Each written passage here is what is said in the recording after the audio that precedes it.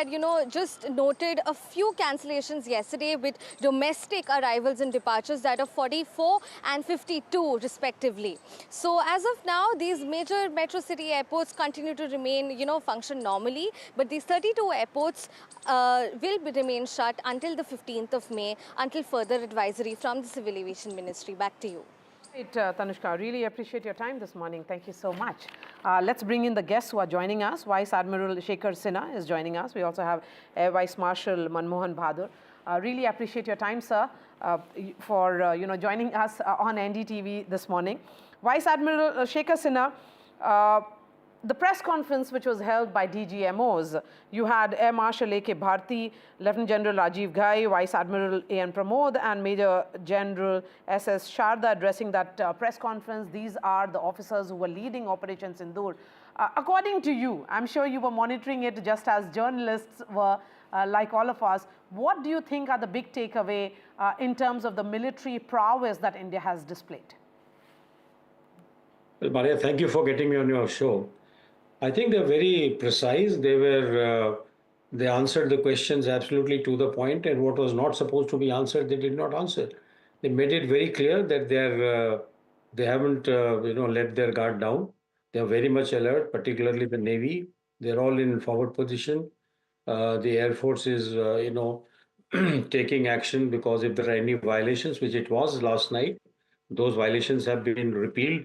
Adequately sort of actions have been taken, but there's no firing which has taken place, since probably from last night, except for twice in the evening, which was returned across the line of control.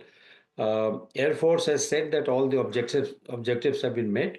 Army has said their objectives have been met, and Navy has not mentioned what are the objectives right now, but certainly their presence itself has caused merchant ships carrying oil and ammunition and a lot of their trade. They have not entered Karachi harbor. As you know, Maria, that when the naval operations begin, they issue an equivalent of a NOTAM, what is called the Nav Area Warning, which says that naval ships and submarines will be carrying out firing practice in a given area, latitude and longitude.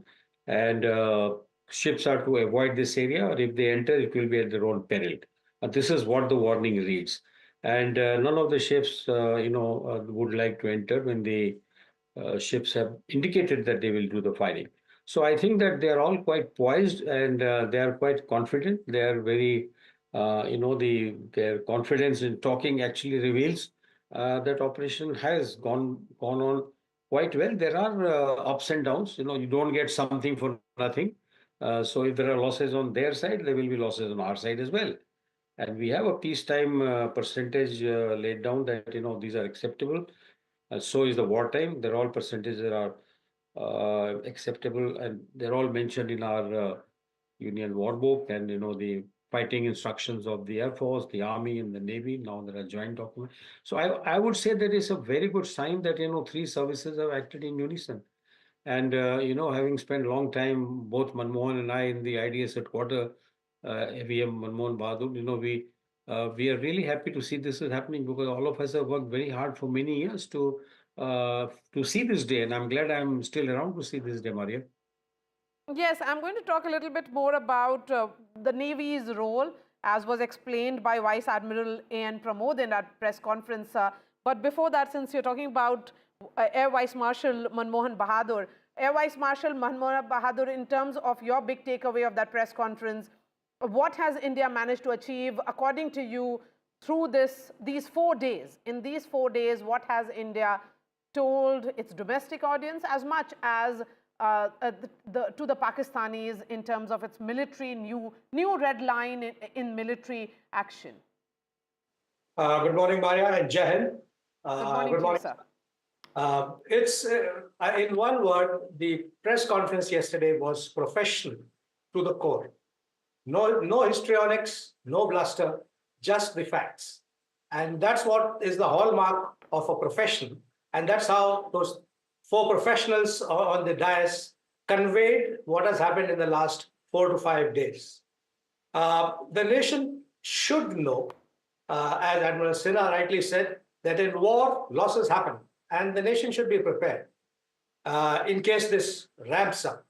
The air tasking which was given, or the tasking which was given to the Air Force, as Air Marshal Bharti, the DG Air Ops clearly brought out, with the slides and the photographs before and after of the targets struck.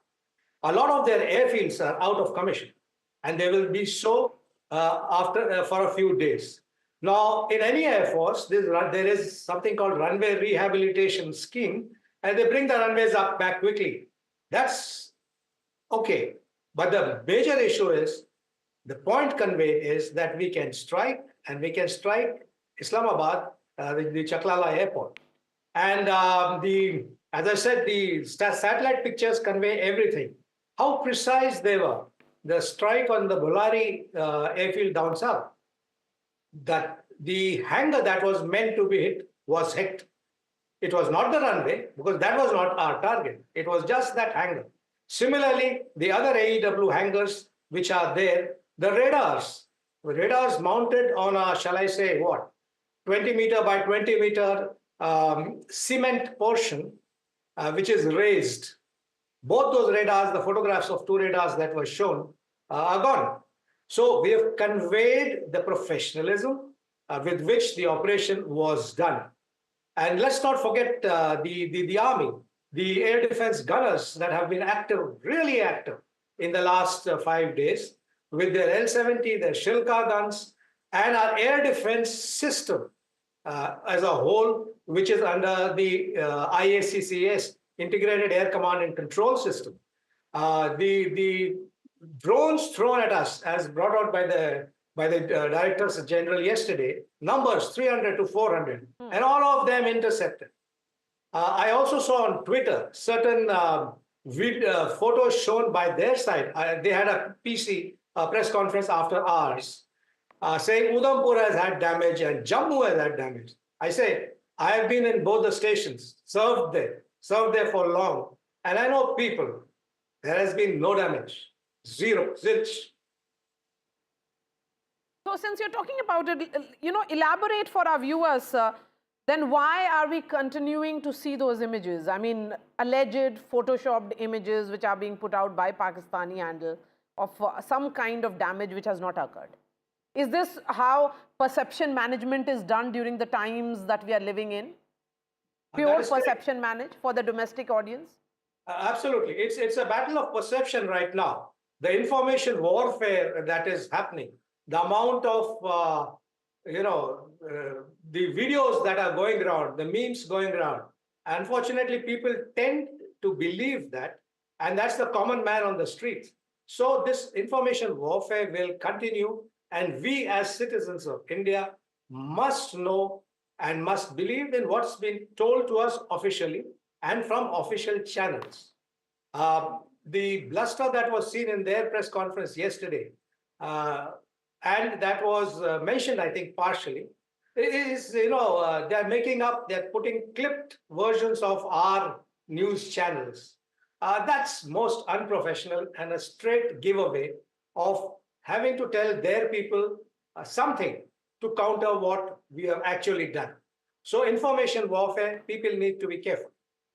Absolutely. Vice Admiral Shekhar Sinha, explaining Navy's role, Vice Admiral A.N. Pramod had spoken about something very interesting, that Navy remain in deterrent posture with full readiness and capacity to strike select targets at sea and land, including Karachi, at a time of our choosing. That was the role of Navy, Vice Admiral Sinha. And throughout this operation, be it Wing Commander Vyomika Singh or the Foreign Secretary or Colonel Qureshi, they had maintained that the response of India was measured, non-escalatory in nature, and responsible from day one. And this professional press conference of the DGMOs perhaps actually showcased how professionally it can be done, not the kind of bluster that we keep on hearing from our neighbor. Well, let me tell you first thing that you had also asked about the targeting, Maria. Yes, sir. We attacked on 9 terrorist camps and all of them have been destroyed. So one sort of aim has been met immediately. Secondly, there were some more hideouts of the very senior functionaries of those, for all those terrorist organizations, which has been neutralized, which was deep into Bawalpur or, near Rawalpindi. Those places, the senior leadership, like you're showing Mudassar Khadia in charge of Murid terror camp, they have been neutralized. And hopefully, they would have been lost. So the leadership of the terrorists and their camps, the training camps, have been destroyed. And one of the senior terrorists, he came out and he said that 14 people from his family have been, they have lost. But one point I want to make it very clear to our viewers: Lashkar-e-Taiba, Jaish-e-Mohammed, and Hizbul Mujahideen, they are only, shall I say, Hindi में भाड़े का टट्टू जिसको कहते हैं, they hired people. The biggest terrorist organization is the army and ISI combined. And to remove them, you have to take out their capability, their facilities, and that's exactly what the three services are doing. So this must be very clear that the terrorist group in Pakistan is not these names which come up frequently, but it is the army and ISI. Till they are taken to task, these guys will keep propping up. They will lie low for some time, they will assemble again, but it is the army's leadership, and army has to be taken care. Number one. Second thing, what the Vice Admiral Pramod said, the DG Naval Operation. Two things: that Navy is absolutely present to deter. Mind you, the Navy ships and the submarines, whenever they leave Harbor Maria, they are all fully loaded with their full war outfit, right? And they have ability to hit not only to the ships at sea, but they have the ability to hit inside the land on a given target and very accurately. For example, when they say there was a BrahMos attack, you do not know who launched the BrahMos because it will not be mentioned. It's the armed forces. It is possible that either the Navy or the Army or the Air Force, all three can launch and very accurately. And sadly for them, that this missile cannot be tracked because of being supersonic. And, and therefore somebody says we jammed it and this is all rubbish. Something which is going at 3 Mach 3 times the speed of sound, there's no question of its jamming, but it doesn't give you any time. So what the Navy is saying, that if they are told now, they will annihilate, total annihilation of Karachi harbor like they did in 71.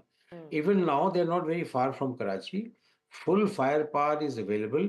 None of the merchant ships or the warships of Pakistan Navy have entered or left Karachi harbor from the day they are deployed. So that is deterrence. It is the fear of getting shot. Okay, so that's And that deterrence area strong warning enough. which has been issued. Yeah. Okay, that's So very area well warning is- explained, sir. But sir, Yeah. I'm going to ask both of you in 30 seconds. Please respond to my next question.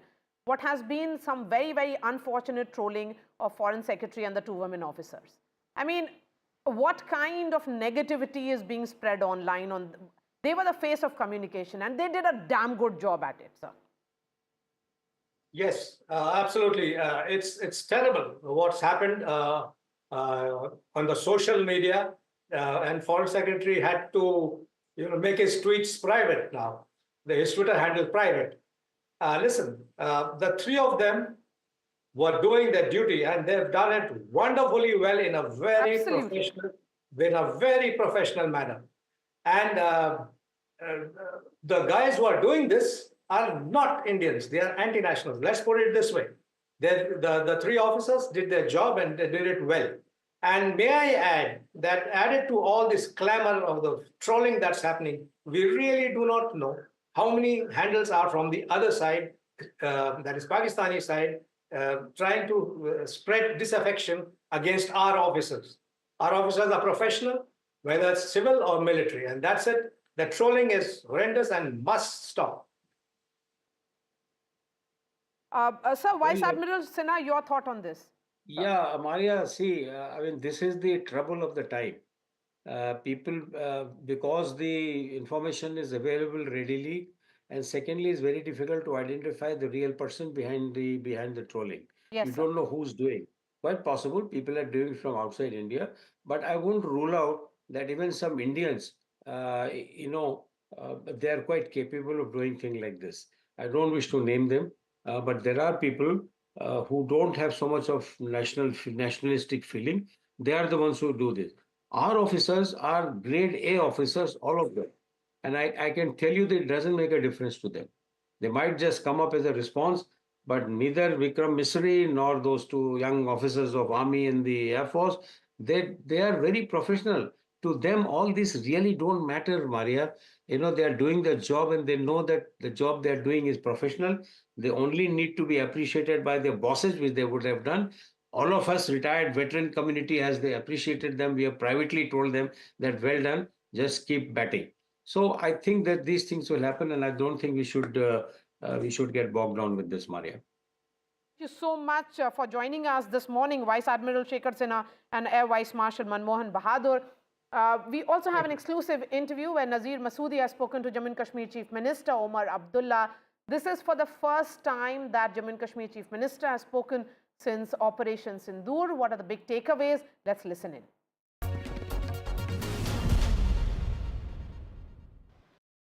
It is your first interview after Pahalgam massacre. So where are we now after that incident and what we saw on the borders and here over the last 4-5 days? Where are we? We are in a place where we didn't expect to be. We are in a place where there has been bloodshed, suffering, turmoil, upheaval. We are in a place where everything has changed, and yet in some ways nothing has changed. Can you explain?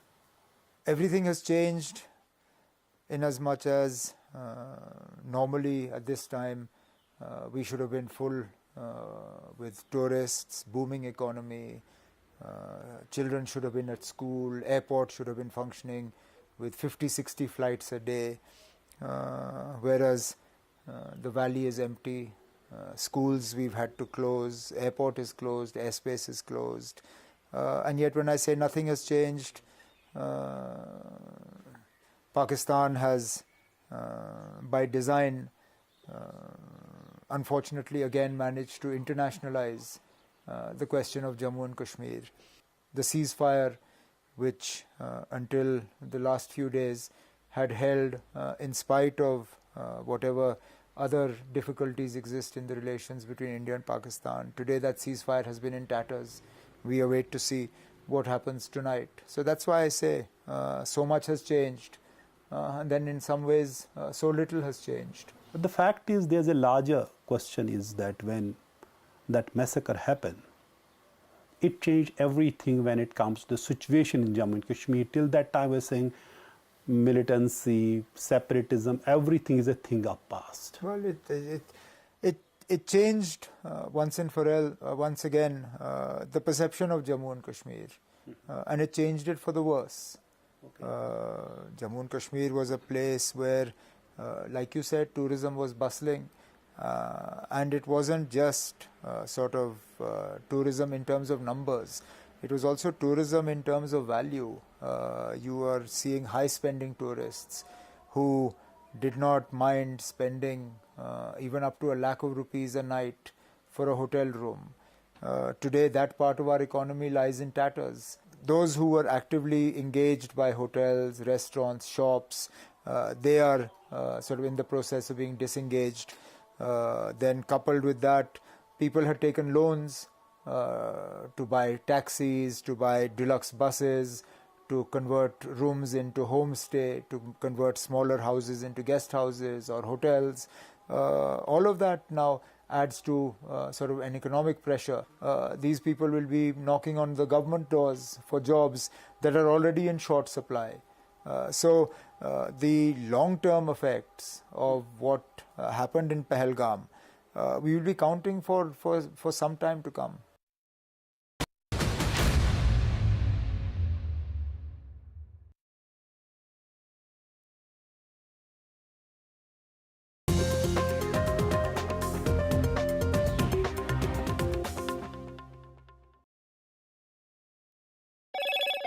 Hello, Moto.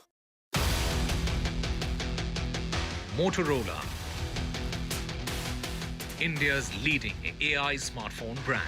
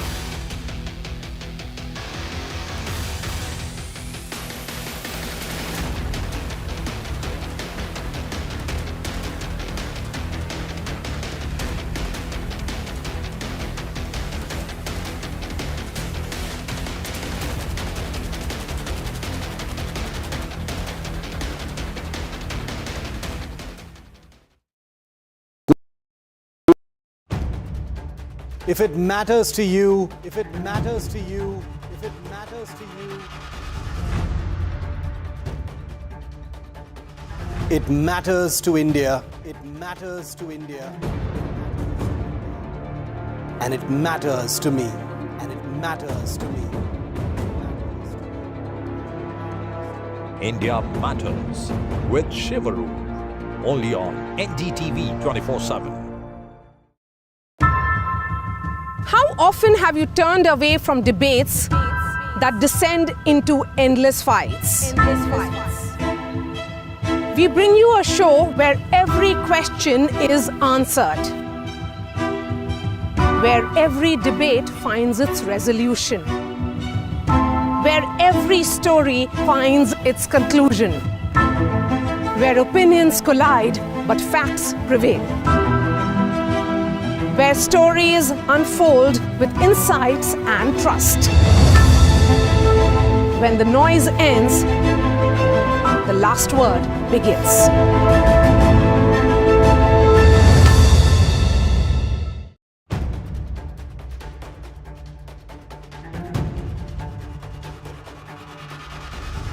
If it matters to you, if it matters to you, if it matters to you,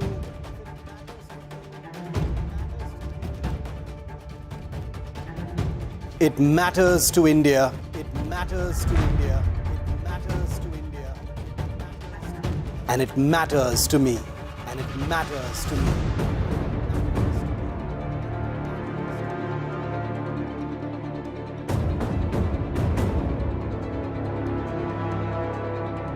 India Matters with Shivaru, only on NDTV 24/7.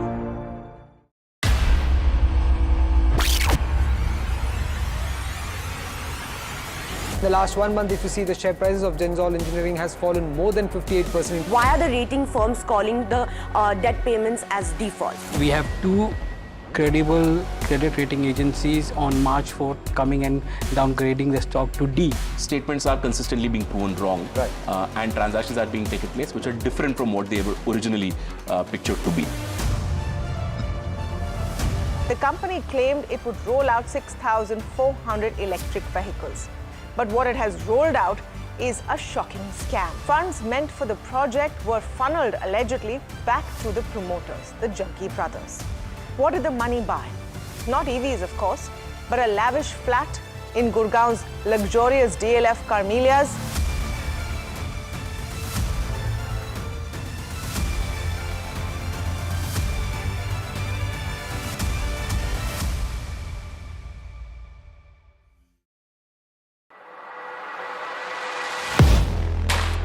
Do you really know the company you invest in?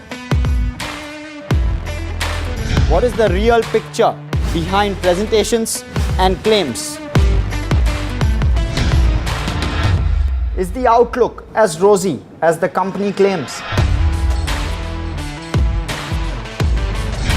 Know Your Company, powered by NDTV Profit Research, shines a light on the biggest stock market movers.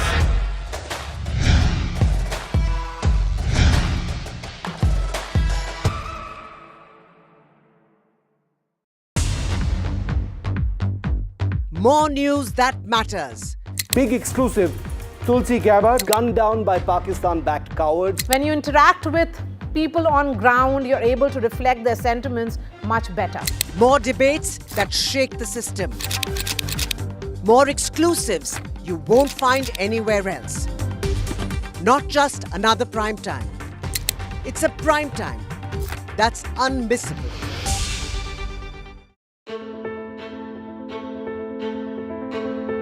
News is not just headlines, it is what impacts you.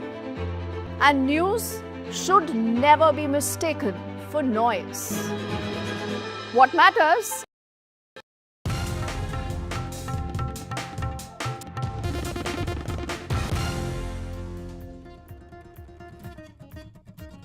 Ceasefire holds along the LOC and international border. Army says no incidents reported. It is the first calm night in recent days.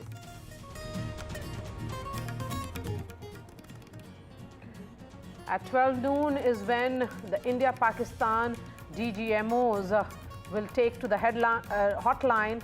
Top military level talks on hotline today.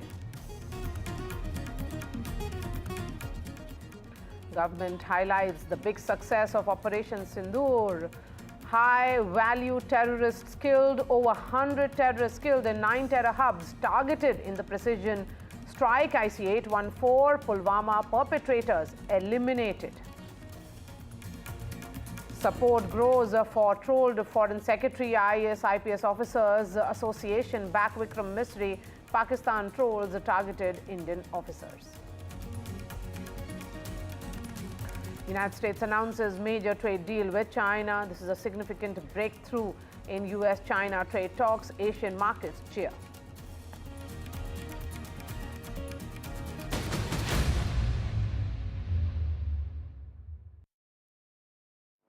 After days of air sirens and blackouts, it appears certainly it's normalcy. All seems to be well, and the frontiers of India are calm. That's what it appears this morning. Here's a special report by Harsha, who has been reporting from Jaisalmer. Are on a heightened sense of alertness, but life has sort of returned to normal. In fact, in the day, you can see people going about their daily business, but in the evenings, they have been asked to sort of return indoors. This is at about 7:30 in the evening when the blackout begins. So that's quite early, really, in the evening for the western districts, but that's how it is, and that's how it's going to probably remain for the next few days until the situation actually eases as far as the border districts are concerned. But having said that, there has been no activity actually reported, apart from a little bit of drone movement that some people reported from Barmer. The collector also tweeted about it. Then she also went on her Twitter handle to say that, don't give in to social media speculation. No drones have been shot over Barmer. Similarly, in Jaisalmer also, the siren went off for a few minutes in the early hours of the morning. But again, no activity reported, no sounds of explosions heard. So we are assuming that it's much, much calmer, in fact, much calmer than what it was, say, even a night before.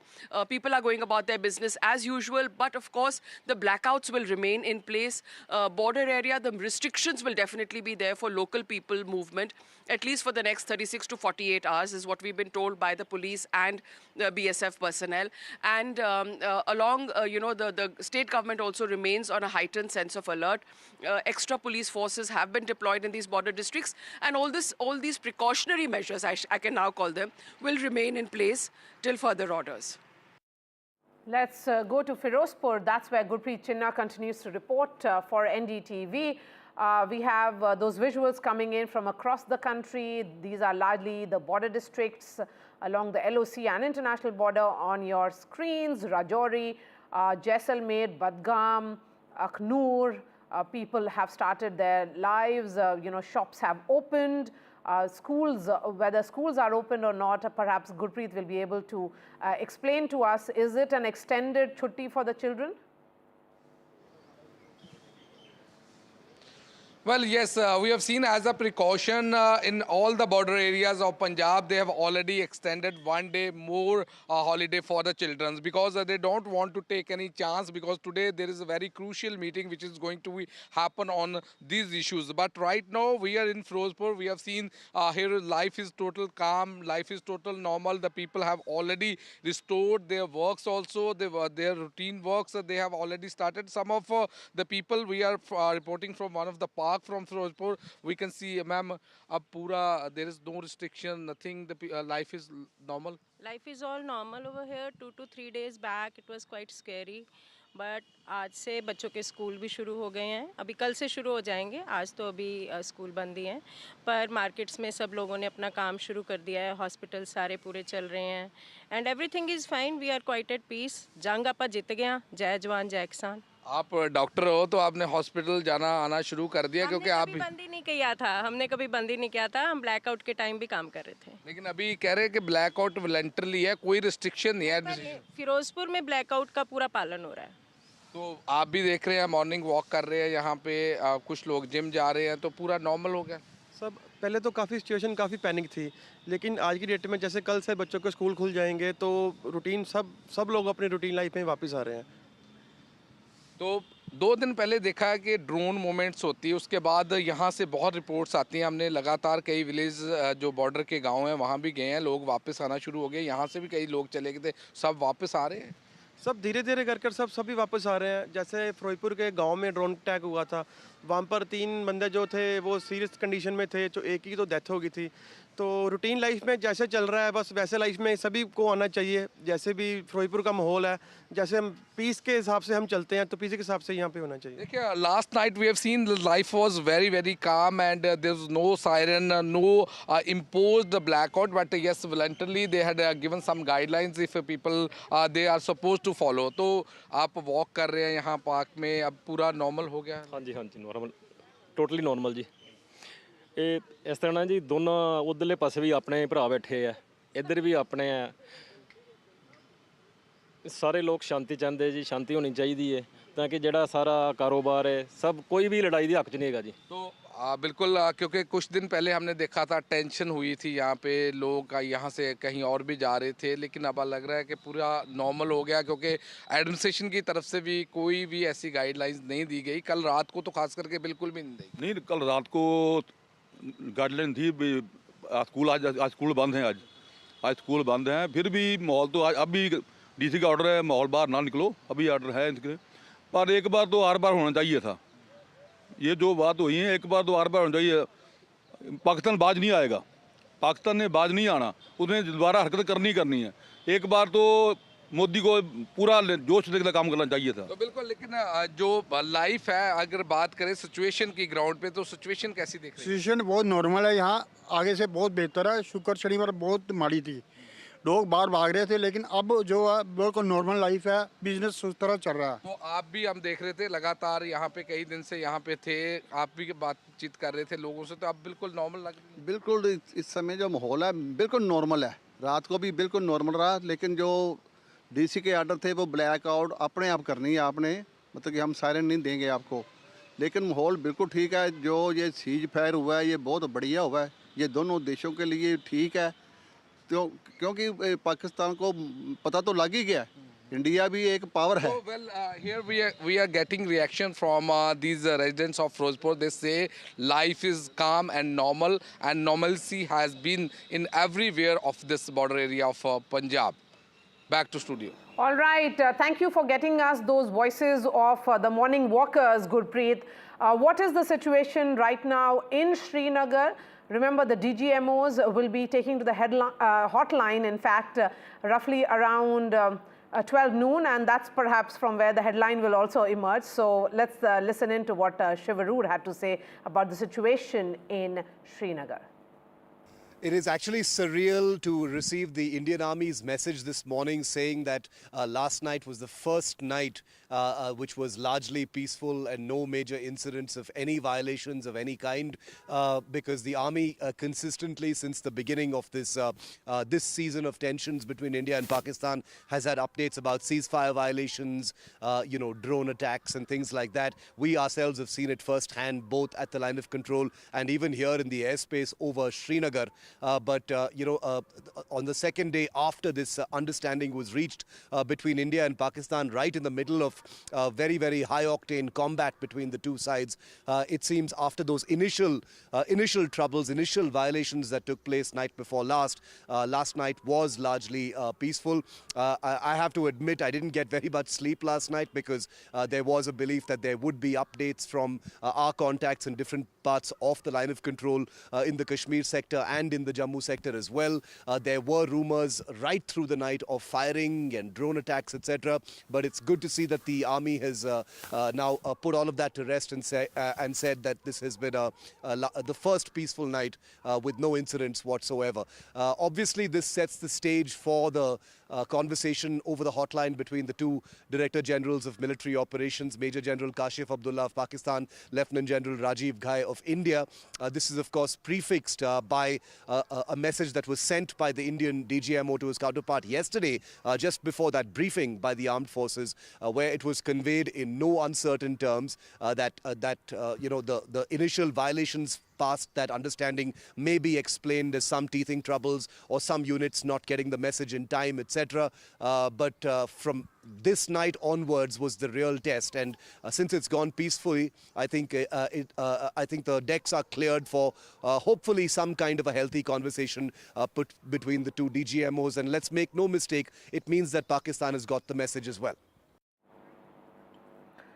Around 6:30 p.m. yesterday, the 4 DGMOs, in fact, the 3 DGMOs and Major General S.S. Sharda briefed the press with regards to details of Operation Sindur. Remember, these were the officers who were leading the entire operation, and hence India sending a message that there is a new red line, a new doctrine in place as far as the security paradigm of the country is concerned. Let's listen in to the DGMOs. A decision was taken to strike where it would hurt, and towards that in a swift, coordinated, calibrated attack, we struck his air bases, command centers, military infrastructure, air defense systems across the entire Western Front. The bases we struck include Chaklala, Rafiki, and mind you, Chaklala is Islamabad, Rahim Yar Khan, Sakar, sending a clear message that aggression will not be tolerated. Forces remained forward deployed in the Northern Arabian Sea in a decisive and deterrent posture with full readiness and capacity to strike select targets at sea and on land, including Karachi at time of our choosing. The forward deployment of the Indian Navy compelled Pakistani naval and air units to be in a defensive posture, mostly inside harbors or very close to the coast, which we monitored continuously. So what was the role of the Indian Navy in particular became clear from that press conference when a senior Navy officer, Vice Admiral A.N. Pramod, actually told the press that their role was that of a deterrent posture with a full readiness and capacity to strike select targets at sea and on land, including Karachi port at a time of our choosing. So we have been wondering the role of Indian Navy in particular in this entire Operation Sindur. That became clear from that press conference. Aishwarya Jain joins us. Aishwarya, India has maintained that India's response has been measured, non-escalatory and responsible from day one. And what appeared from the 4 soldiers who addressed the press and told the world that it was an act of aggression which came from Pakistan, and India has set a new red line as far as the security doctrine is concerned, and also that this is the new normal between the two countries. If there is a terror strike on Indian soil, then India will be striking the terror pads and also the military bases in Pakistan. Well, that's the straight line that has been drawn by the Indian Army, that future terror activities would be considered as an act of war, and India will be responding accordingly. Yesterday's press conference by four of the generals were very brief. It was detailed in nature. The amount of proofs and the evidences that were given through the visuals, through the pictures that were completely neutralized by the Indian Armed Forces were strategic, and those were the hit points as far as the terror infrastructures in Pakistan and Pakistan-occupied Jammu and Kashmir concerned. Yesterday's press conference also had given a brief about how Indian Navy was very much active, and it was full authority that was given to Indian Navy as to choose the time if the things escalate, but they were ready with full strength. Today it is, of course, at 1200 hours when the DGMO level talks will be conducted between India and Pakistan. This is the second time after the ceasefire was announced between India and Pakistan on Saturday, and yesterday it was stated by DGMO Rajiv Ghai that last 3 to 4 days was nothing less than a war, and also stated that the Chief of Army Staff had given full authority to Indian Army to counteract if there are any misadventures done by Pakistan as well. It is, of course, at 1200 hours today when the DGMOs of India and Pakistan will speak, and they will be deciding on the modalities of the longevity of the bilateral understanding that has happened between the Indian Army and Pakistani Army. That's right. The new normal of deterrence set by India convincingly and emphatically. Really appreciate your time. We'll see how it plays out today, Aishwarya, particularly the series of meetings which could happen at the Prime Minister's residence.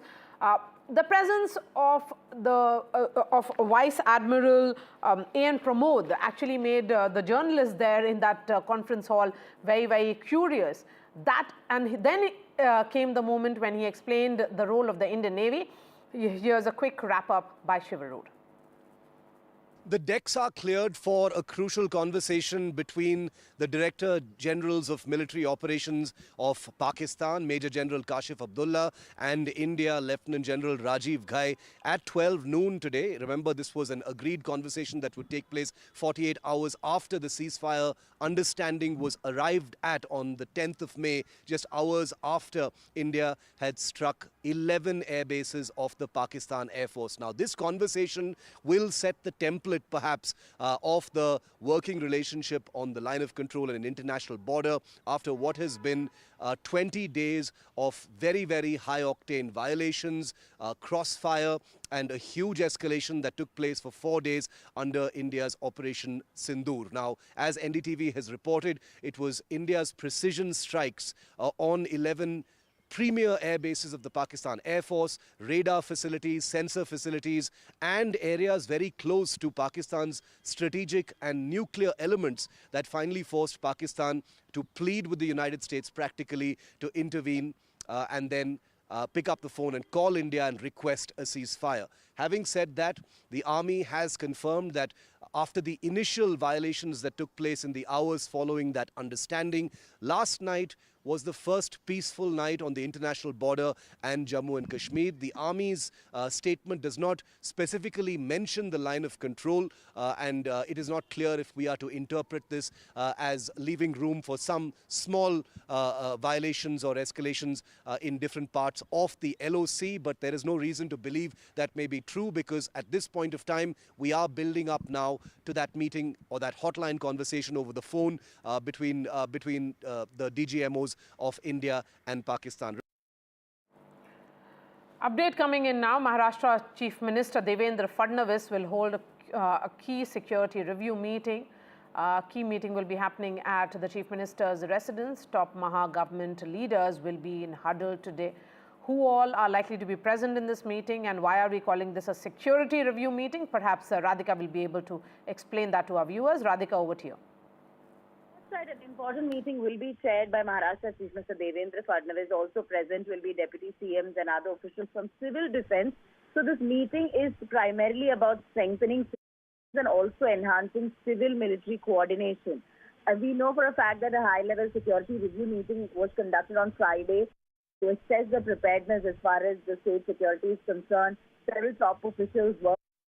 A lot of instructions were also given by Chief Minister in terms of conducting full-scale mock drills, dedicated war rooms that is to be set up, and also building a public awareness. Besides also looking into cyber crimes as well. And besides that, on-ground vigilance, coordination with various agencies, including maritime and aerial surveillance, all that was discussed as part of Friday's review meeting, but it has gone one step further, whereby civil defense officials and coordination between civil defense and military will be discussed in today's meeting, once again to enhance and assess state preparedness and coordination and enhance the current security apparatus in the state. Right, Radhika, we'll keep coming to you when that meeting actually begins at Devendra Fadnavis's residence. And even as India spoke about the success of Operation Sindur, the faces of this entire operation, Foreign Secretary Vikram Misri and Colonel Sophia Qureshi and Wing Commander Vyomika Singh, are being mercilessly trolled online. The ICE Officers Association came out in solidarity against the officer, saying that this is an unwarranted personal attacks against them. The IPS Officers Association has also condemned the personal attacks on Vikram Misri, saying such unwarranted assaults on civil servants committed to their duties is unacceptable and intolerable. Let's listen in to the reactions which came in from Dr. Shashi Tharoor and also from Salman Khurshid, two senior Congress leaders coming out vehemently backing the faces of the communication of this government during Operation Sindur.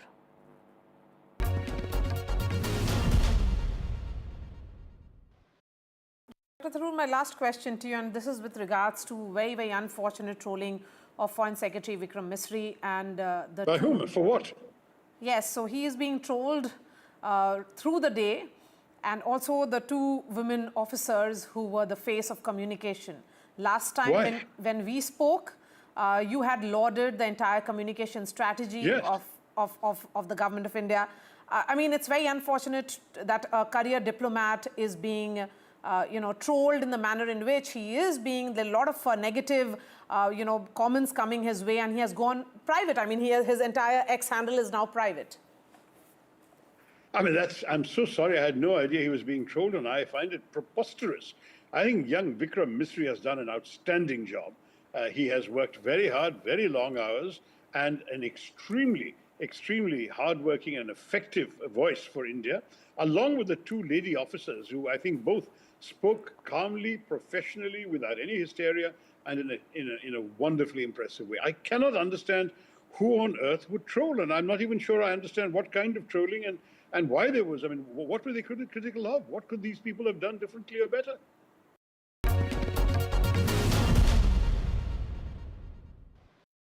A few hours ago, the Foreign Secretary Vikram Misri has been, has faced relentless trolling, and so have the two women officers, Sophia Qureshi and also Vyomika Singh. They were the face of communication for these 4 days that we have seen. How unfortunate do you think it is? I mean, to target a diplomat who has been working tirelessly, to target two officials who were presenting the decisions and actions taken by the executive and also by the military? Well, I think it's very, very sad because we can say without any hesitation that these three have been a remarkable face of our determination. The clarity of purpose, determination, the sense of confidence that they gave.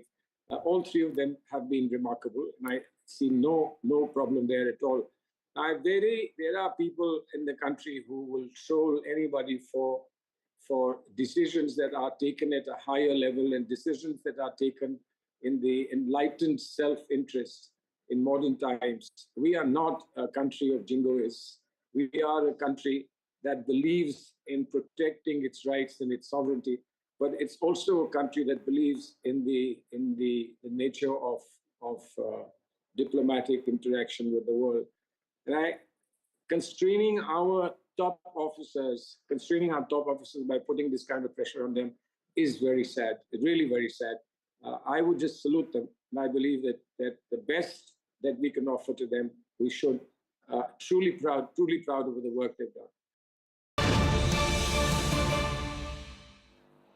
You know, and it certainly appears that markets have given a big thumbs up to the India-Pakistan ceasefire. Sensex has jumped over 1,800 points and markets surge over 2%. Nifty spikes over 500 points. How should this be read? Sakshi is joining us. Sakshi? Absolutely. Well, a marvelous Monday on Dalal Street. We have seen the benchmark indices surge over 2%.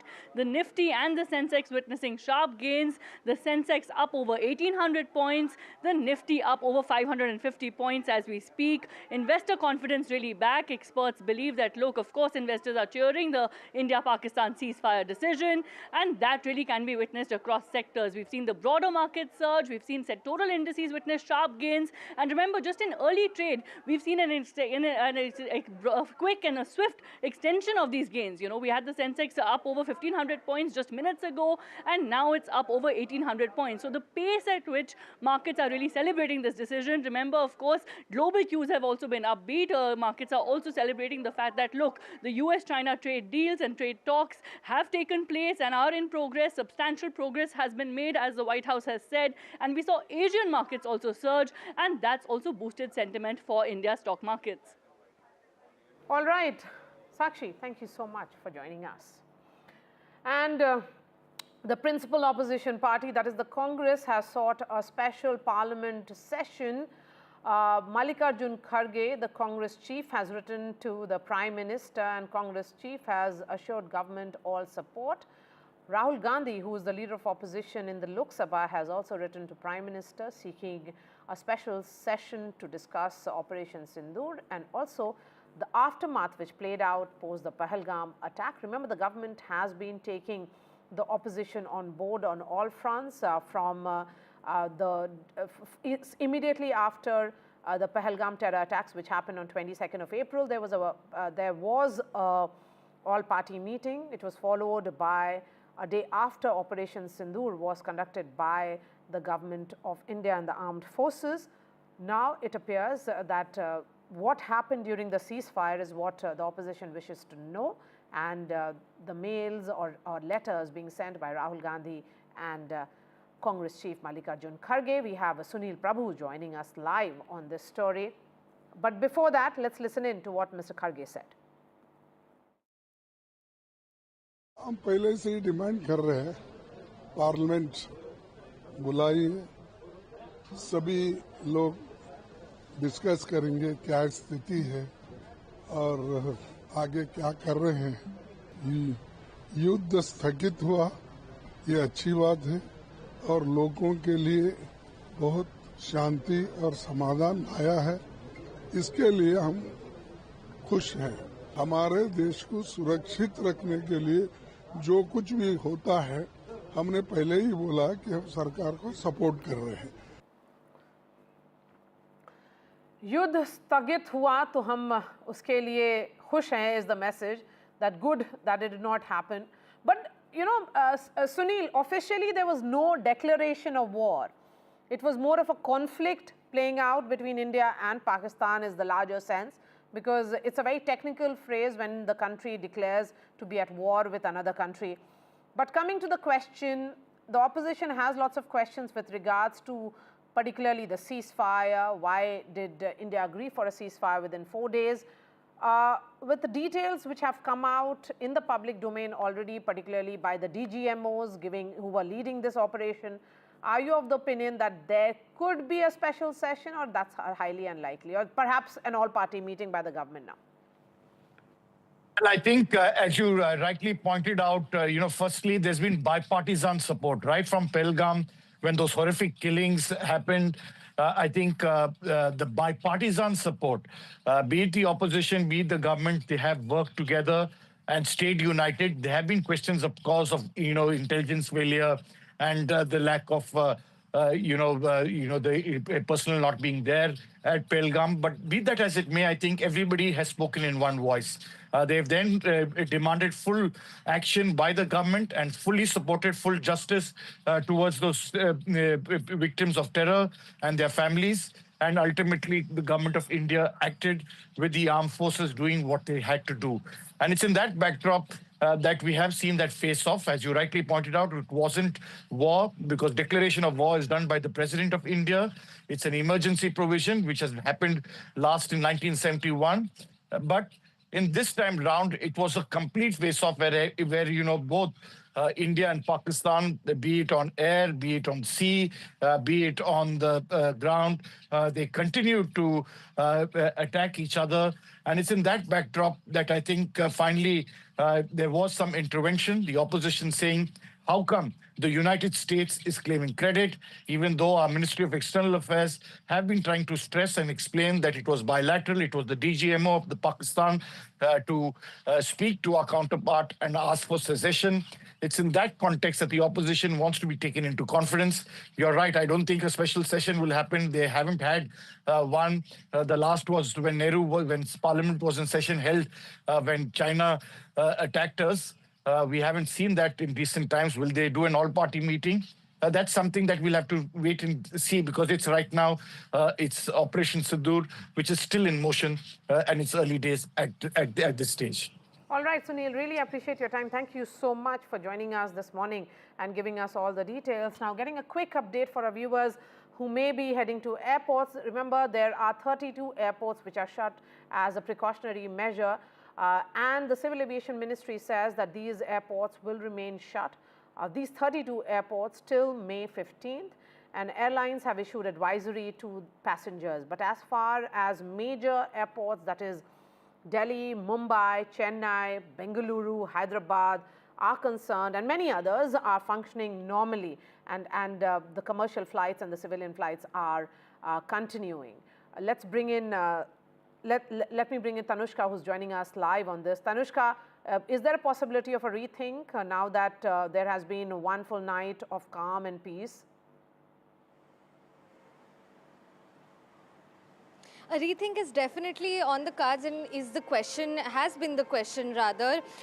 May 15th is until when these 32 airports are to remain temporarily shut for civil flight services, and the Civil Aviation Ministry continues to remain status quo on this until May 15th. As of now, all of these 32 airports are to remain shut, and temporarily shut, that is, some of them being Srinagar, Amritsar, Leh, Chandigarh, Porbandar, Rajkot, Jodhpur, Jaisalmer, to name a few of these 32 airports. Of course, these are very high-risk areas that were taking stock of the situation amid the escalating tensions between India and Pakistan with the ongoing war that has now come to a ceasefire. So now the ceasefire brings about the question of whether or not, or until how long will these airports continue to remain shut.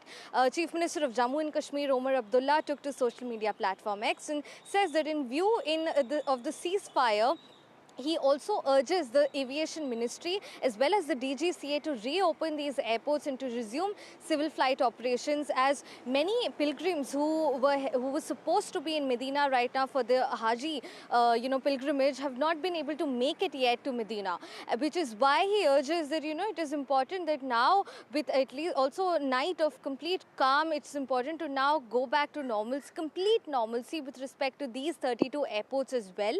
And the The airlines also, of course, continue to maintain the same instructions and advisories from the ministry, be it Indigo, Air India, Akasa, all of them have also been ensuring full refunds and waivers of cancellations of these flights as well.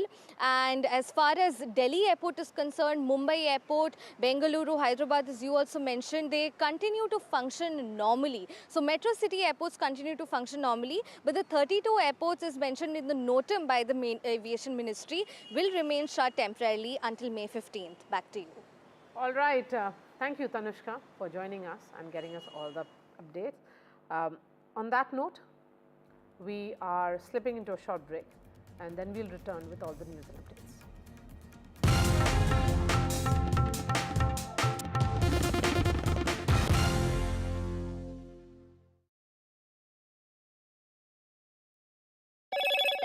Hello, Moto. Motorola, India's leading AI smartphone brand. Ceasefire holds along LOC and international border. Army says no incidents. It is the first calm night in recent days. Top military level law talks on hotline today. India-Pakistan DGMOs will speak at 12 noon.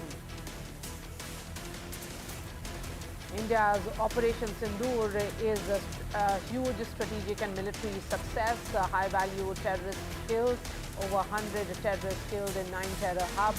IC-814 and Pulwama perpetrators eliminated.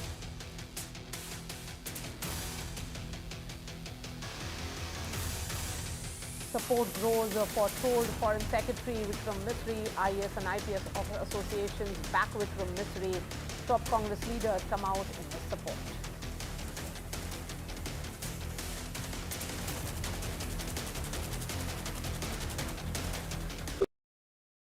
I've been reporting on all issues big and small from Andhra Pradesh, Telangana, rest of South India, bringing you all the action, all that you need to know, all that you want to know. The energy of maximum city is infectious. I'm bringing that energy in our news coverage from financial capital Mumbai. Covering from the southernmost part of India over the last 23 years, I bring in-depth and 360-degree coverage from the Dravidian heartland. The land of Mishti, also known for its bitter politics. I have seen much water flow under the Howrah Bridge, covering Bengal in all its vivid colors. India's IT capital is always bustling, a city full of startups, stories and surprises. And I keep you ahead on all the Bengaluru buzz.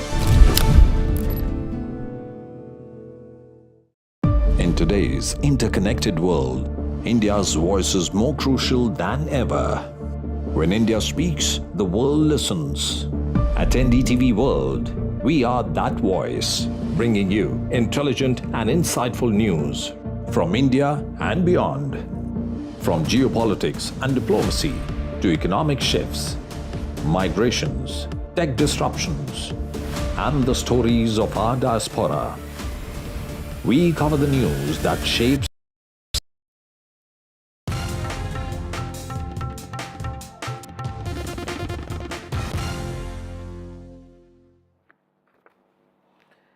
India's Operation Sindur was a significant demonstration of India's military and strategic prowess. It was a blend of military and non-military means. How should ceasefire post that be seen? Let's bring in the guests who are joining us at this hour. We have Air Marshal Sanjeev Kapoor joining us. Wing Commander Gitanjali Singh is joining us. Thank you so much for joining us this morning, sir. Air Marshal Sanjeev Kapoor, your reading particularly after what the DGMOs told the world. I mean, a clear message of a new normal between the two countries. Sir, if you can unmute yourself.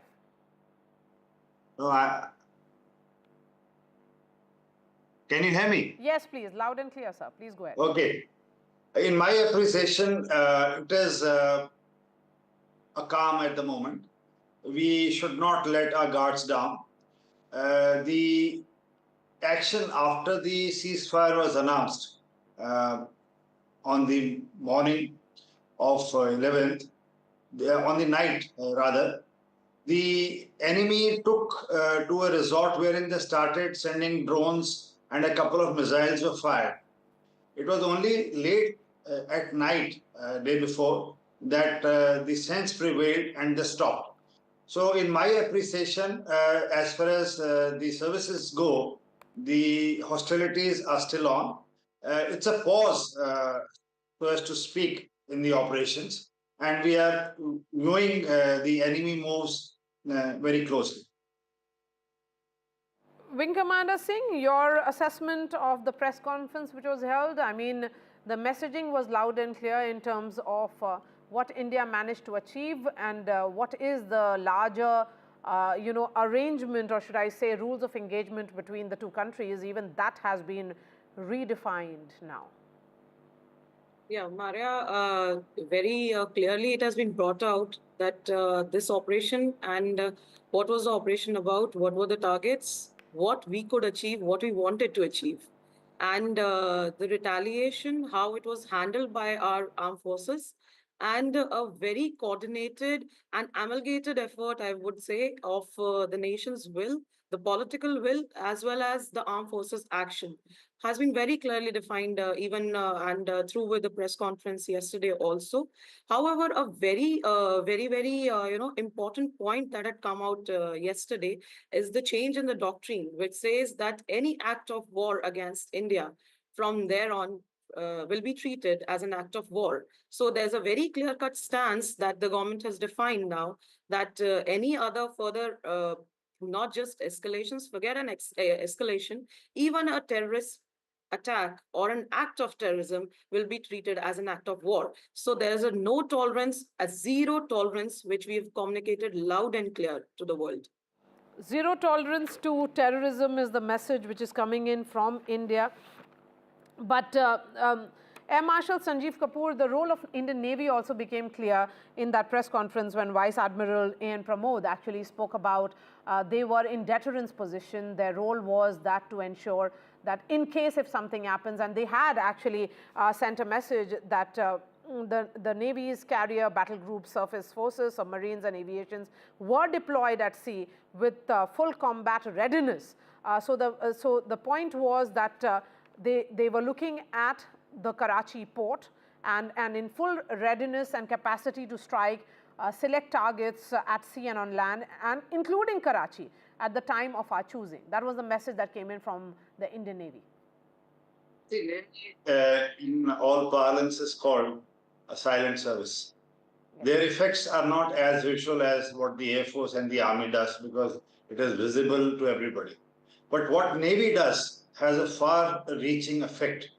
Now, the Indian Navy had deployed in the Arabian Sea much before, after Pahalgam incident, and they were doing exercise over the area. Our Navy is about 6 to 8 times more in strength, but there is no match in the capability and the training of the naval personnel.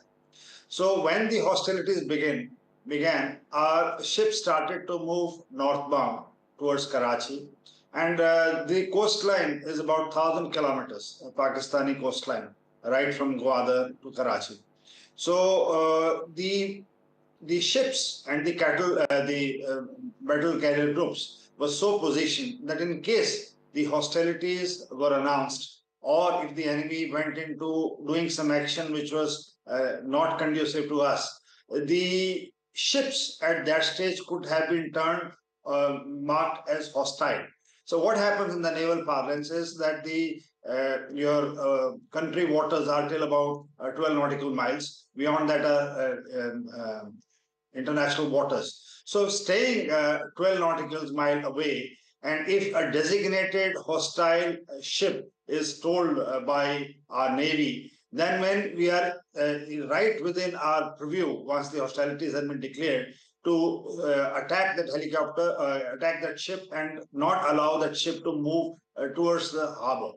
So Karachi, in a way, was surrounded, and Pakistan does not have much reserves with it. In my guess, not more than 3 to 4 days of oil, fuel, because they import everything, like many countries. They import everything. So if the blockade is done, it will start to directly affect on their war waging ability, and that was the role of Navy by posturing. So the message had gone that in case you do anything, the southern front of Pakistan would get into action. And before I let you go, another word particularly on that how India and the tri-services, sir, worked in complete sync. The Pakistani military installations were also struck by Indian strikes. They were precise and calibrated in nature. And India has that capability to strike inside Pakistan in the mainland. And that's what, particularly the Air Vice Marshal communicated.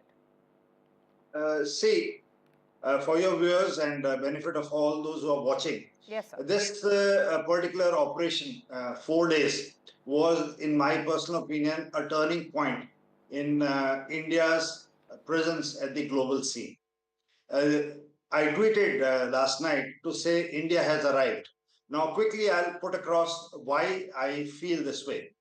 First, we struck after 1971 on the first day, on the 7th early morning, 5 targets in PoK, but 4 more important targets in Pak, Punjab. After 1971 war, there was no target that was taken out in Pakistani Punjab, which we did with utmost precision. Now, the best part is that we gave the message to the Pakistanis that we have just taken out your terror hubs, their headquarters, and their camps. So if you wish to leave, we leave it at that. But as they started to escalate. A large amount of Turkish drones, missiles, and other things were fired. Now, here I bring in the integration, the question which you just asked. It was a wonderful amalgamation of the Army and the Air Force. The weapons used this time were, for the first time, because they have never been used, the loitering munitions, the precision-guided weapons. The best part is most of them are indigenous. The world has been shaken by our indigenous capability. We have developed our own NAVIC. It's a sort of a inertial navigation, a global positioning system. So we are not totally dependent on the GPS and GLONASS of the Russian space. And also the development which the DRDO has done to its Akash Tir. Now, this is the beauty which has not come out much anywhere.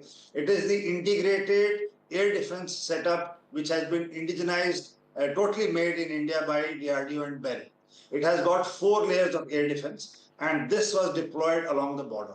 So Army air defense guns of L-70, Zu-23 and others were integrated with these radars. So the night of 8th and 9th, when the Pakistanis sent hundreds and hundreds of drones from Leh to Sar Creek in Gujarat, they were ably stopped.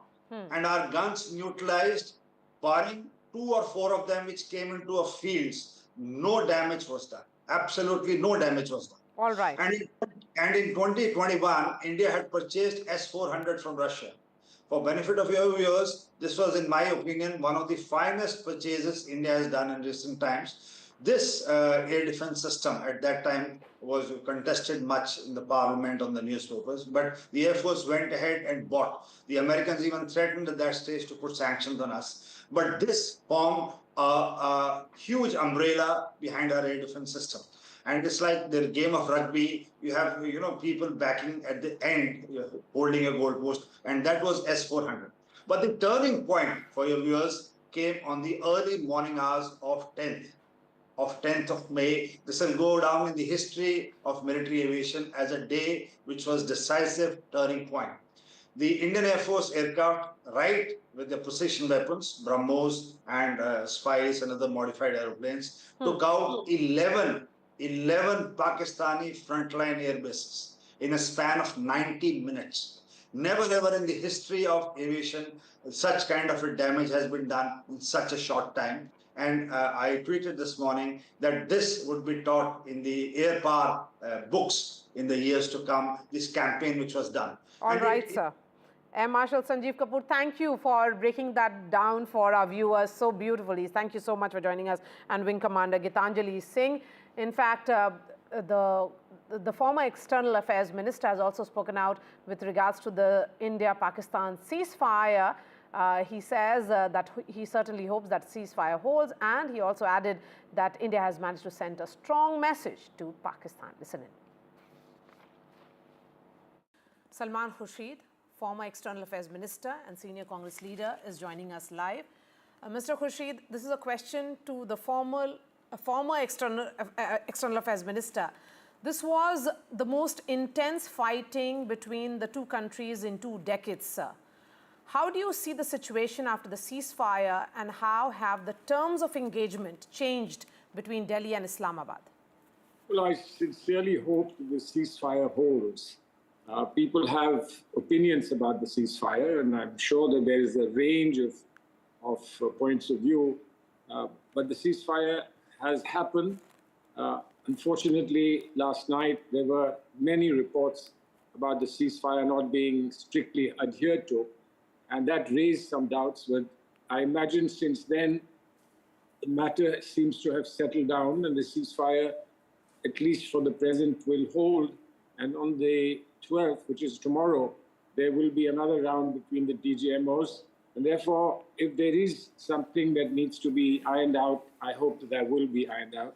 Now, of course, we've learned a lot because technology has started playing a very major role in the way wars are fought now. And this has become apparent, very critically, this has become apparent during the course of the 4 days. But I think that once all this is over, people will take stock and then assess as to what is achieved and how much more could be done. That will come in due course. This is perhaps not the time to be analyzing those things. Mr. Khurshid, you know, successive Indian governments have, including Prime Minister Narendra Modi's, tried to better relations with Pakistan in the interest of the people of both the countries. But Pakistan has always dealt in treachery. What do you think is the way forward for us, particularly with regards to our neighbor? And you know, having achieved ceasefire, where do we go from here on? Well, I think there are many loose ends yet, not very clear. That ceasefire obviously must be succeeded by talks. But what will be the format of talks and the structure of talks is, I think, a big question. And ideologically, India has had some issues here, which I think are very well known.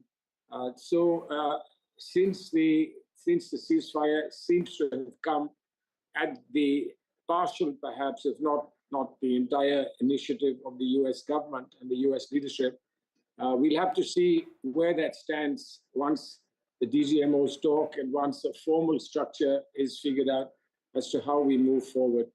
But clearly, no matter what we do and no matter what we try to reach out on, ultimately there's a bottom line, and that bottom line is terrorism. Now, we've said in our explanatory manner that if there is terrorism, even now, it'll be treated as an act of war. Now, why act of war with ceasefire, etc., you know the implications. But ultimately, Pakistan has to come to terms with that clear articulation that terrorism is unacceptable in any form or manifestation. And unless that is done, I don't think that there is a chance for a great deal to be achieved or accomplished. Sensex is cheering, and so the life is back to other stuff, looking at other issues. That's why we are shifting focus to other developments also in the news world. Mumbai is set to get its first land-based cable-stayed bridge tomorrow at Ray Road in South Mumbai, and it was built by Maha Rail since February 2022. What will it mean? It replaces a 1910 era structure and aims to reduce traffic disruption with fewer and minimal underground work. Let's bring in Anuj, who's joining us from right where this new bridge will be first land-based cable-stayed bridge. What does it actually mean, Anuj? I mean, how is it different from other bridges?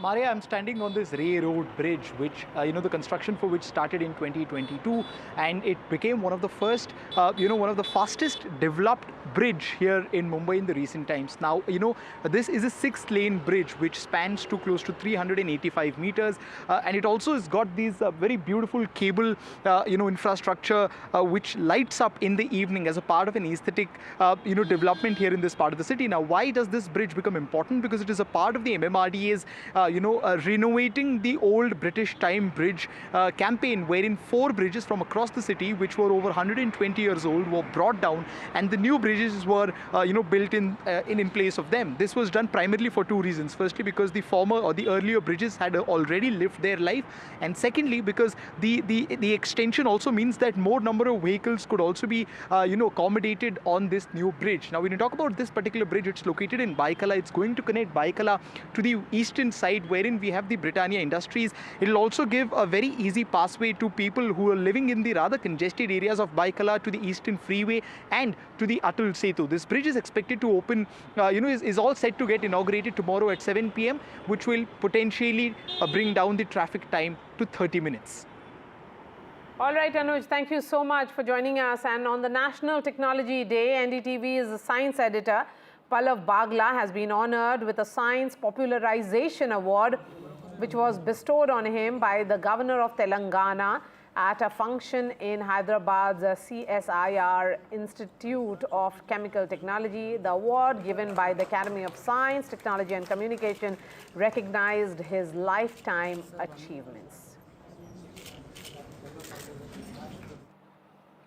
Shifting focus to another exclusive that we have for our viewers, Congress MP Shashi Tharoor has spoken on the ceasefire, also on the special session of Parliament, which has been demanded by his party. Let's listen in to what his views are on a ceasefire between India and Pakistan.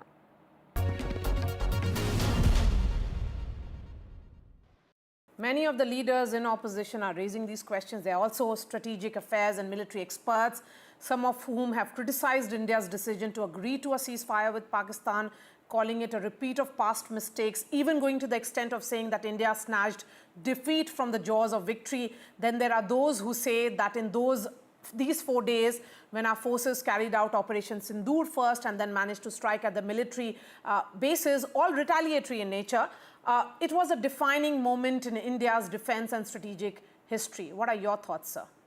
It was a very, very good moment. But listen, some of these people are clearly in the camp of those who wanted a quote-unquote war to finish off Pakistan. I think that is frankly fatuous. I do not believe we could have indulged in a war to finish off Pakistan, number one. Number two, I don't think that we could have achieved that outcome, given that Pakistan of today is, for all its stagnant economy and all its problems, it still is a country with a very considerable army, and as we've seen, with some friends who are willing to supply it with rather sophisticated weaponry. I personally don't think that a government that is focused on the development of the country should have embarked on any further adventure. I think, personally, I applaud the ceasefire. I would have applauded it if it happened the previous day, and I would have applauded it if it happened the next day.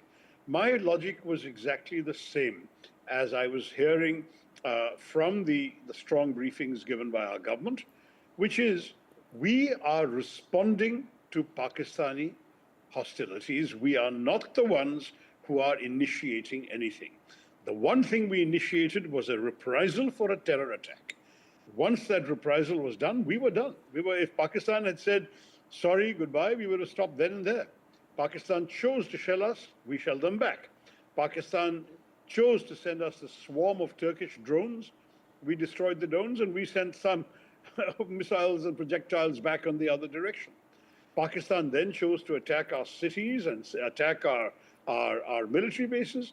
We wiped out their air bases, their airfields. I think it was simply retaliatory on India's part. And I think everything we did was extremely well done, but none of it, I repeat, was because India was interested in initiating a war. That was never on the cards.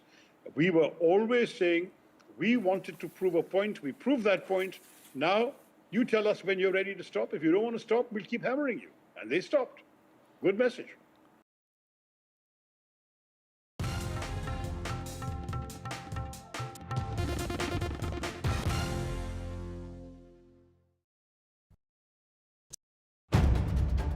If it matters to you, if it matters to you, if it matters to you,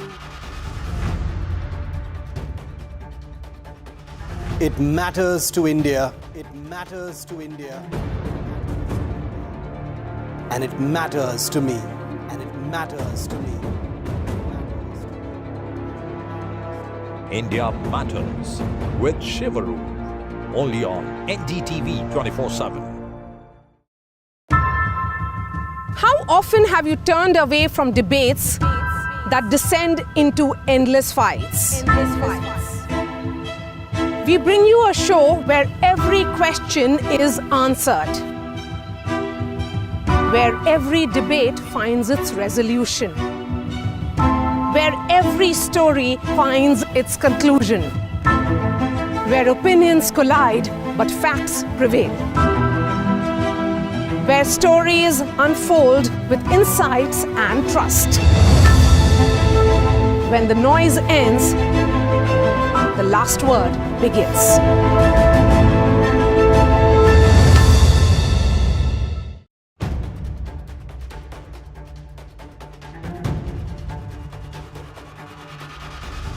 If it matters to you, if it matters to you, if it matters to you,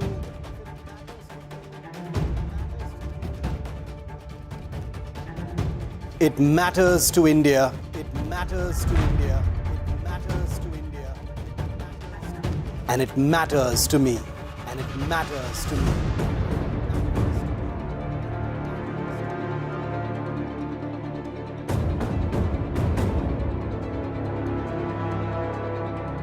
India Matters with Shivaru. Only on NDTV 24/7.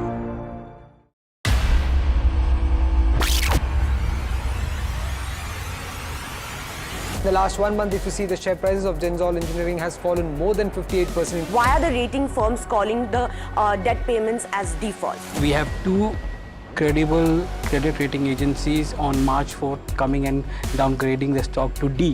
Statements are consistently being proven wrong, and transactions are being taken place which are different from what they were originally pictured to be. The company claimed it would roll out 6,004.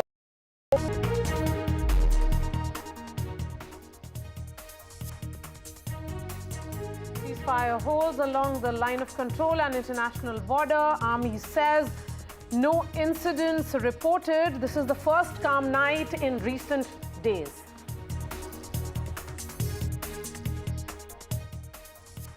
Top military level talks on hotline today. India, Pakistan DGMOs to speak at 12 noon.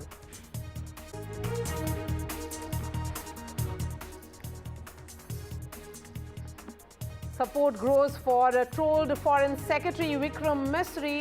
IAS and IPS associations come out in his support. Pakistan trollers have been targeting the top career diplomat.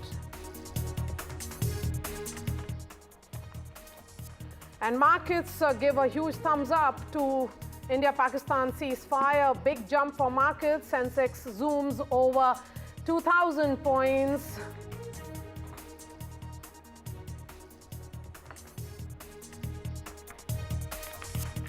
And US announces major trade deal with China. It is a significant breakthrough between the two countries with regards to trade talks.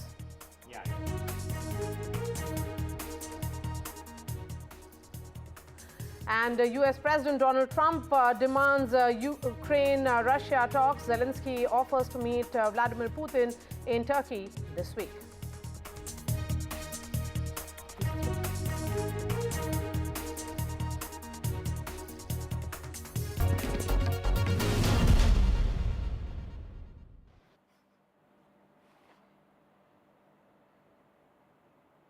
And joining us now on this broadcast is Rajiv Chandrasekhar, former Union Minister, and Nikunj Garg, our senior managing editor, is also joining us on this. Mr. Chandrasekhar, starting with you, of course, there are a lot of reasons for India to cheer because India has managed to send a strong message to the world that there will be a new rules of engagement as far as Pakistan is concerned. Operation Sindoor has been a massive, massive success, and India has significantly managed to demonstrate its military and strategic prowess. What are your thoughts, sir? Look, I think it's very clear that Pakistan has had a long, dubious history of trying to distract its own people from its failings and its slide towards a failed state by occasionally having these terror attacks against India, targeting innocent Indians to try and blackmail India and shift the narrative into a narrative of Kashmir and India, and as this general, very, very dubious general tried to make it a Hindu-Muslim thing recently over the last 10-15 days.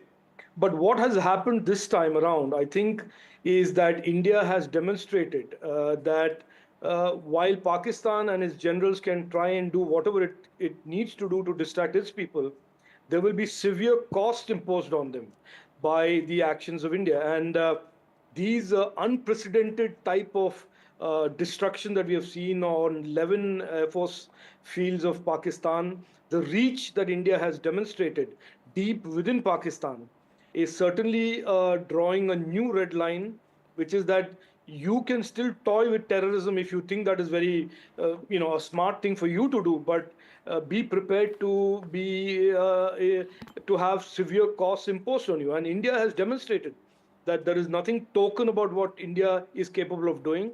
It will impose severe costs on Pakistan and the Pakistani establishment if it continues to play terror and use terror as some sort of a war against India. And I think this is very unprecedented. The fact that we've had our missiles and our forces reach 11 different airfields ranging from Chaklala to Jacobabad is absolutely unprecedented in the history of how India has responded to Pakistan. Mr. Chandrasekhar, after 50 years,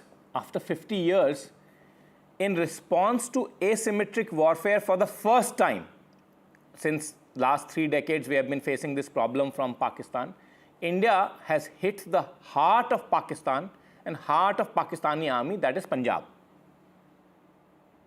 Oh, absolutely. And that is Mr. Chandrasekhar, let me finish my question.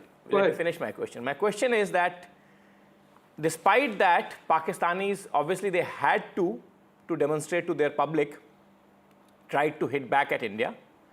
But do you think that with this kind of unprecedented penetration in the heart of Pakistan, Pakistanis will get the message, their deep state will get the message, or their generals will still continue to see as something that they can dangle before their public as a rallying point? What is your assessment of this situation?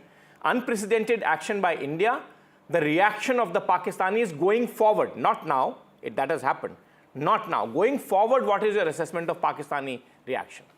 Look, 3 days ago at a public political program in Kerala, somebody said that Pakistan is a wild animal, and I said, don't insult wild animals. Pakistan is not a wild animal. Pakistan is a mad state. It is as I said in Malayalam, pranda means crazy. And when you deal with irrational, barbaric, uncivilized thinking, the kind of which Pakistan has demonstrated for many, many years, there is nothing sure about what they will do next. What we can be sure about is that every time Pakistan tries to become crazy or is attempting to become mad, that the treatment that India will mete out will be causing them severe pain and severe consequences.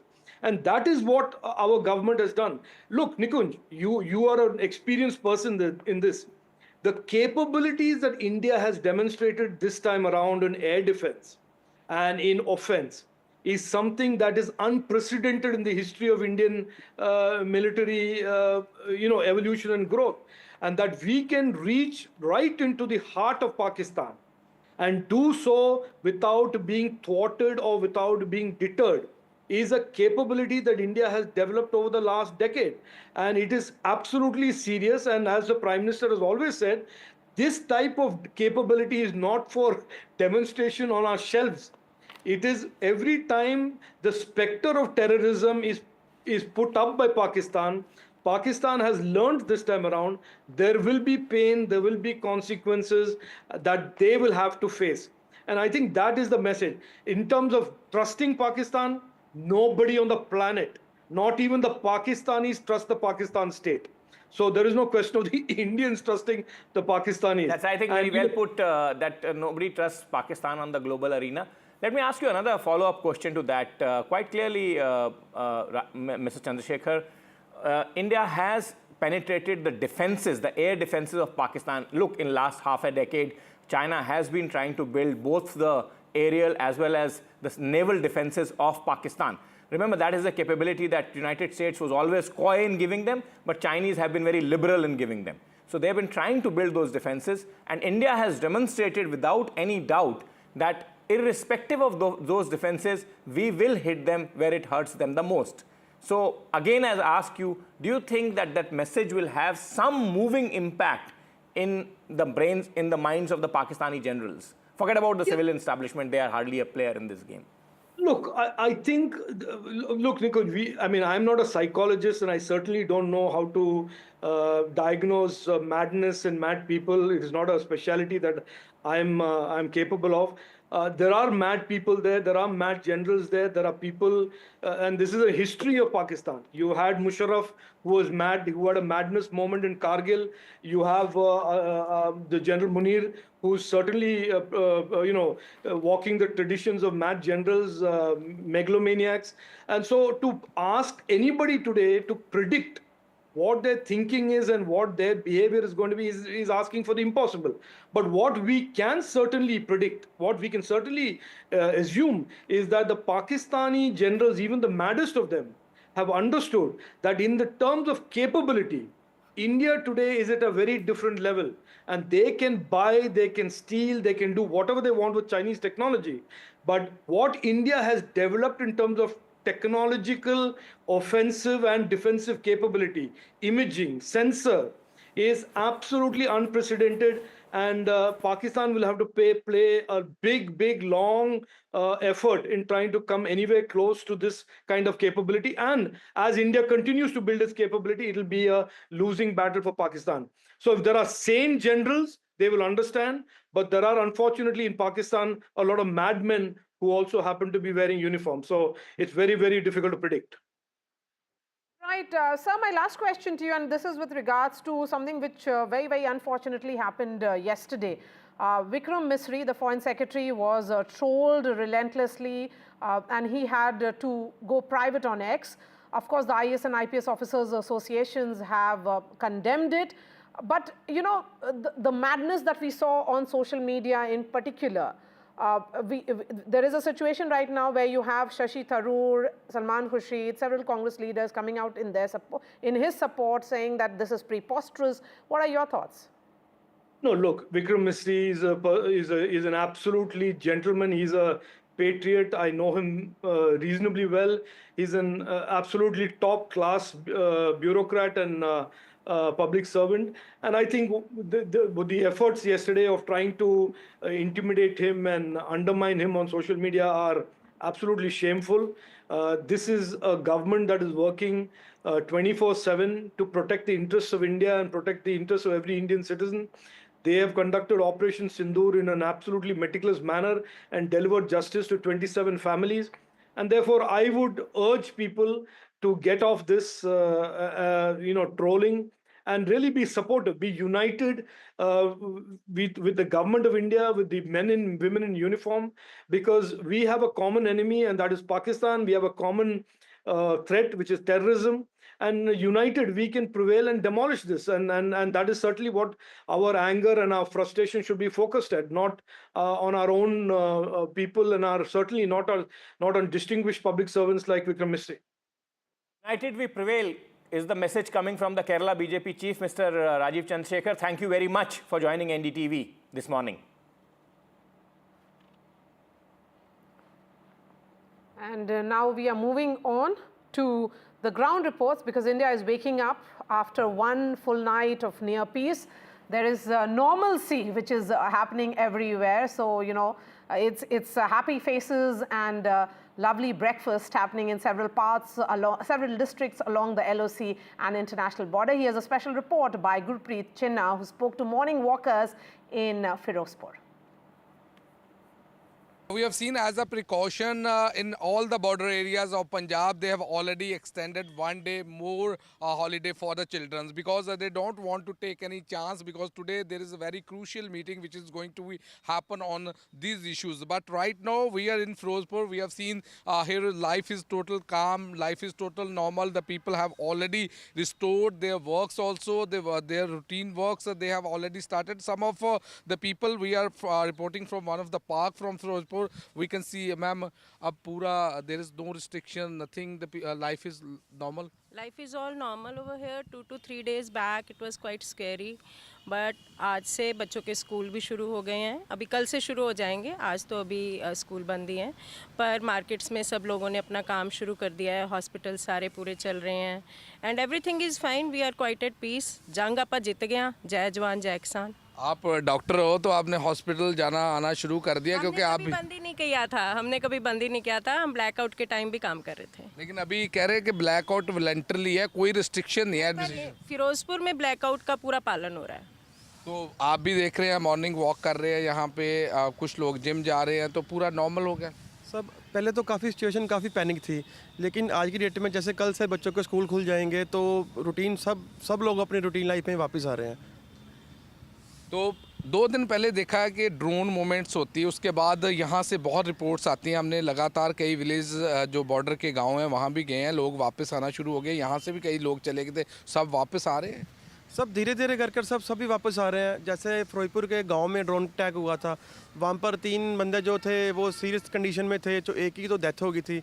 तो routine life में जैसे चल रहा है, बस वैसे life में सभी को आना चाहिए. जैसे भी फिरोजपुर का माहौल है, जैसे हम पीस के हिसाब से हम चलते हैं, तो पीस के हिसाब से यहाँ पे होना चाहिए.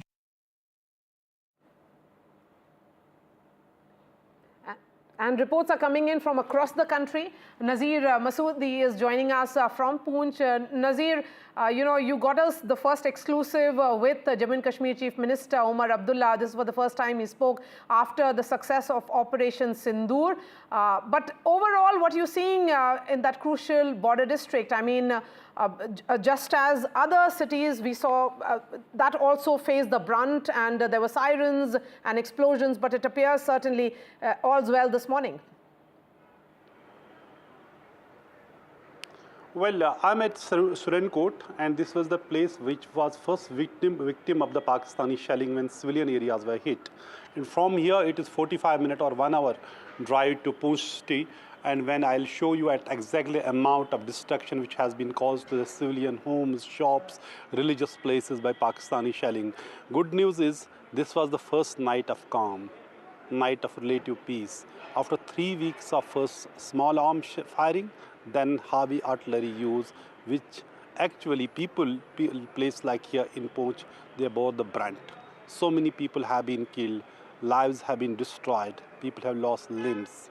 People have lost businesses, everything.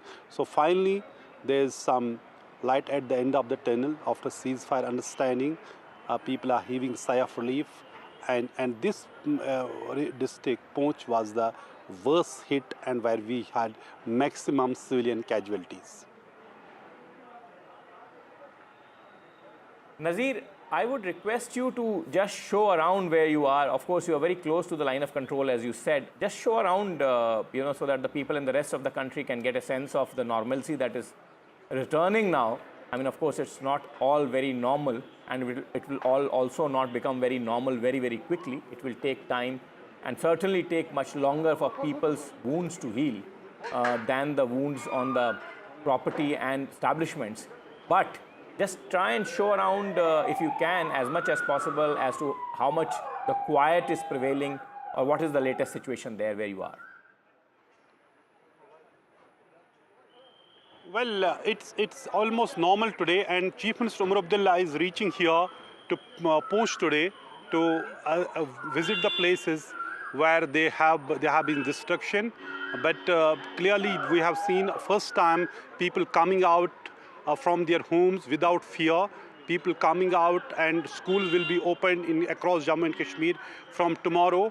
And here, as you can see, the security force movement, but apparently his Chief Minister is, here in visiting Poonch today to review see the amount of damage which has been caused in Pakistani shelling, so that now it is the responsibility of the government to show the, reach out to people, start their rehabilitation so that their lives are rebuilt. They cannot bring back any life which have those who have been killed, but clearly it can surely help people to rebuild their lives, some sort of balm to those who have suffered in this massive shelling. So as you can see, the cavalcade of Chief Minister here moving and going to Poonch. It is something, their people are now waiting for the government to help them because they have become the victim of Pakistan's aggression when there was heavy shelling on the civilian areas. But good news is, Nikunj, it was the first night after 3 weeks. 3 weeks, not just few days. Because after massacre of innocent people in Pahalgam, the small arm firing start along the line of control. But after May 7, strike by India on terror camps in Pakistan at 9 sites, there was heavy artillery guns were used here, and the Poonch was the first victim of that shelling where innocent people were killed and also religious places were targeted. All right. Nazir, since you were speaking about Umar Abdullah and he being there, of course, he's come to meet the families of those who lost their lives. Nazir spoke to Jammu and Kashmir Chief Minister. Of course, his big concern remains, rebuilding those homes which have been destroyed by indiscriminate shelling which happened along the LOC, and several, homes being destroyed then. But of course, all's well this morning is what we are picking up. Let's listen into what Umar Abdullah told NDTV's Nazir Masoodi.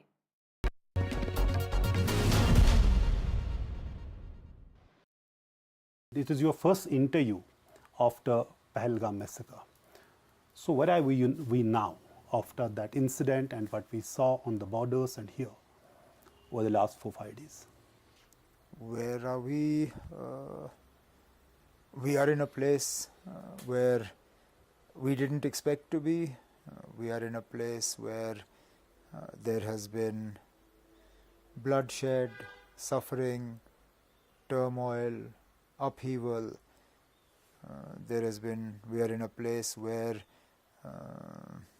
everything has changed, and yet in some ways nothing has changed. Can you explain? Everything has changed in as much as normally at this time we should have been full with tourists, booming economy, children should have been at school, airport should have been functioning with 50-60 flights a day, whereas the valley is empty, schools we've had to close, airport is closed, airspace is closed, and yet when I say nothing has changed,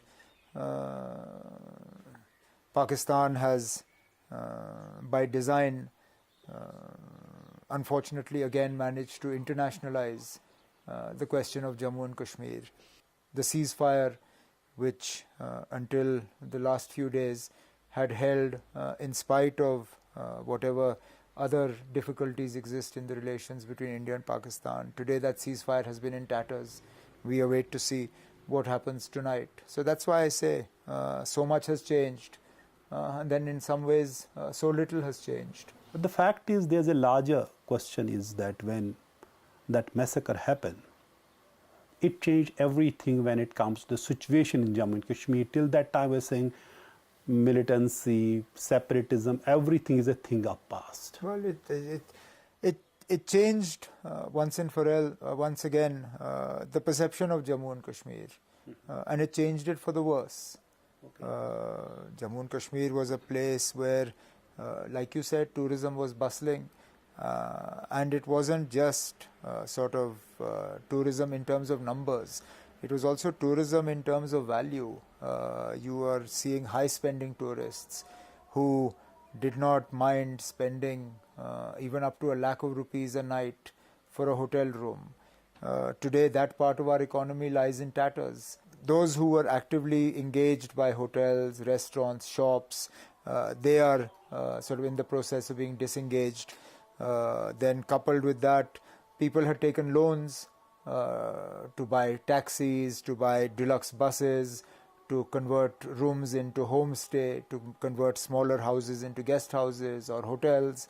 All of that now adds to sort of an economic pressure. These people will be knocking on the government doors for jobs that are already in short supply. So the long-term effects of what happened in Pahalgam, we will be counting for some time to come. And at 6:30 p.m. yesterday, we got details, operational details of Operation Sindur. In fact, 3 DGMOs addressed that press conference. Let's listen in to what they said, and then I'll ask Nikunj to analyze it, the significance of and the big takeaways.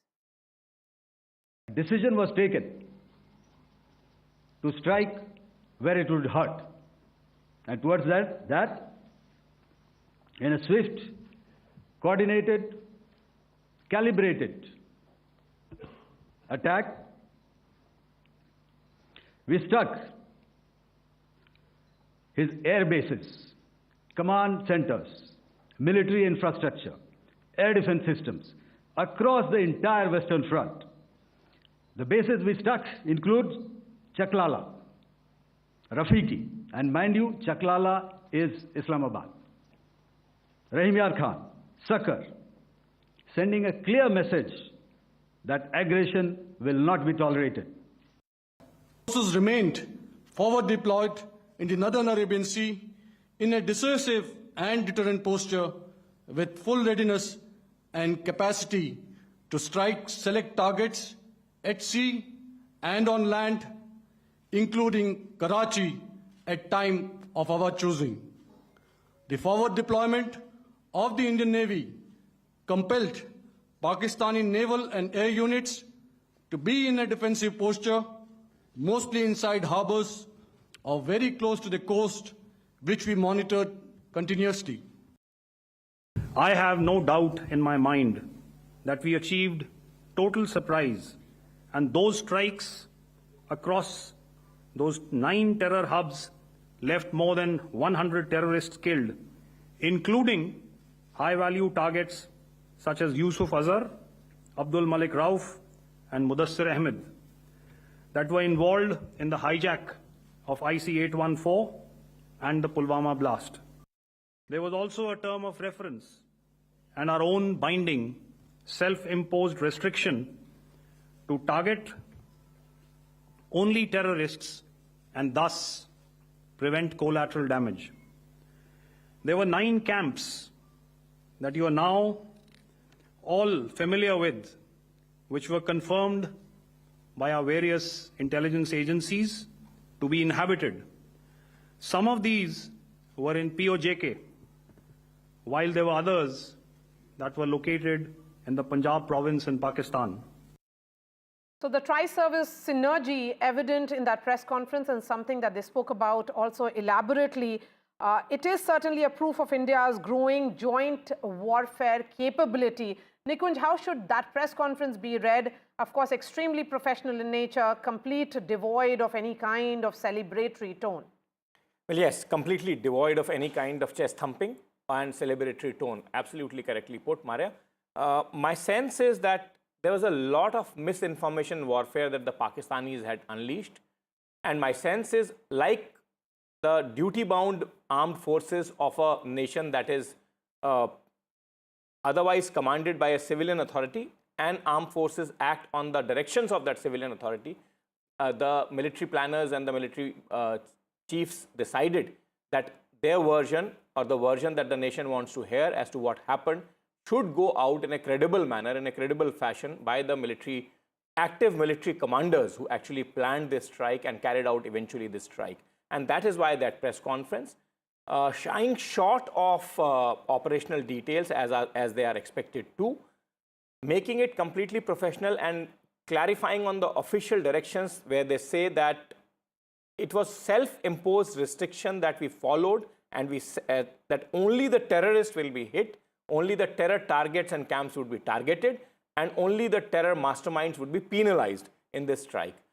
They have clarified a lot of things, and I'm very happy and glad that in an otherwise toxic space of social media, also after this briefing of the 3 active commanders of all 3 services, the clarity of message is absolutely evident, and saner minds, people who wish to be sane and people who wish to understand a sane message, have picked up the right thread of the messaging that has come from the military commander. Yes, and a new normal, as we have been saying, the new normal in rules of engagement between the 2 nations has been set. India has maintained that it was non-escalatory in nature, but that was about Operation Sindoor .1, when it actually targeted terror bases.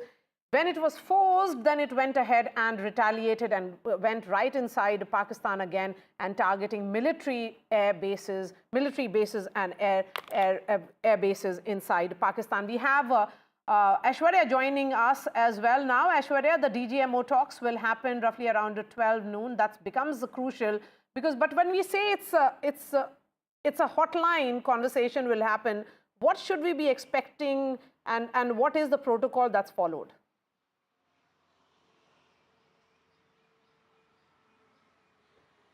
Well, at 1200 hours, the DGMOs of India and Pakistan will be connecting, and this for the second time. Just before the ceasefire announcement, there was this high-level talk between the DGMOs of India and Pakistan, which finally came to a conclusion that there is an bilateral understanding between India and Pakistan that there will be no kinetic action that will be taken as far as the ceasefire along with the line of control and the international border, and that was implemented on ground as well. It is the second time today, as being declared by the Foreign Secretary earlier, that on May 12th and at 1200 hours, there will be another level of talks. The yesterday's press conference clearly indicated that the only point of agenda will be that how the further implementation of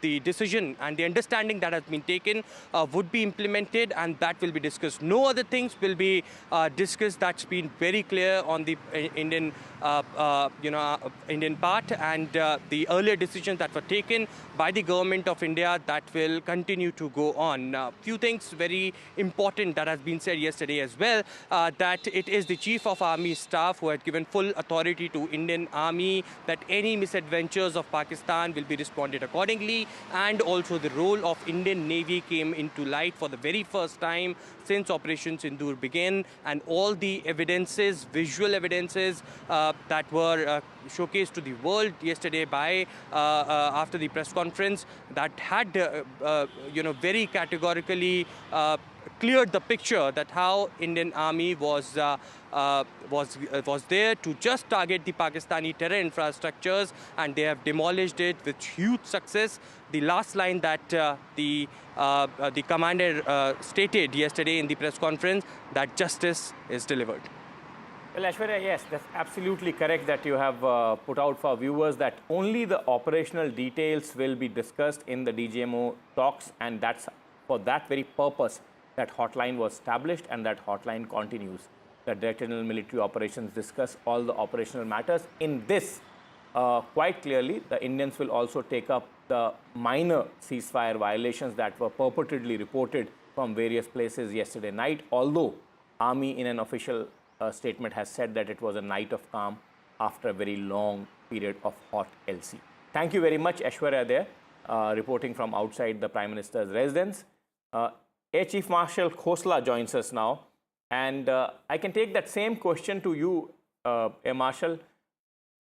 DGMO talks expected today, and military has already come out and said that there was it was a night of relative calm or night of near peace on the frontiers after a very long time. What do you think the DGMOs would be discussing at this point in time? Yeah, it's a very, very valid question. I think everyone is asking the same question that DGMO talks are scheduled for today and what will be they talking about. So in my opinion, number one, before I start answering that question, I mean, having seen the violation, whatever reason these ceasefire violations took place, but the trust has been broken and it will take a long time to, re-establish. And our forces are on the alert and they remain alert and not go by the face value of saying yes, ceasefire and talks to go on. Having said that, so DGMOs will obviously discuss that when the ceasefire was agreed, wherever the violations taking place, that is the first issue. And secondly, they will talk about, how to ensure that in future it doesn't happen and ceasefire continues. Those measures at the, defense forces level. As far as the larger picture is concerned, the decisions are taken at a much higher body as to which way the relationship should go. So that I don't think they'll be talking about. They'll be talking about mainly about what measures can be put in terms of, military to military talks and the things so that these skirmishes, smaller ones, or the violations don't flare up again.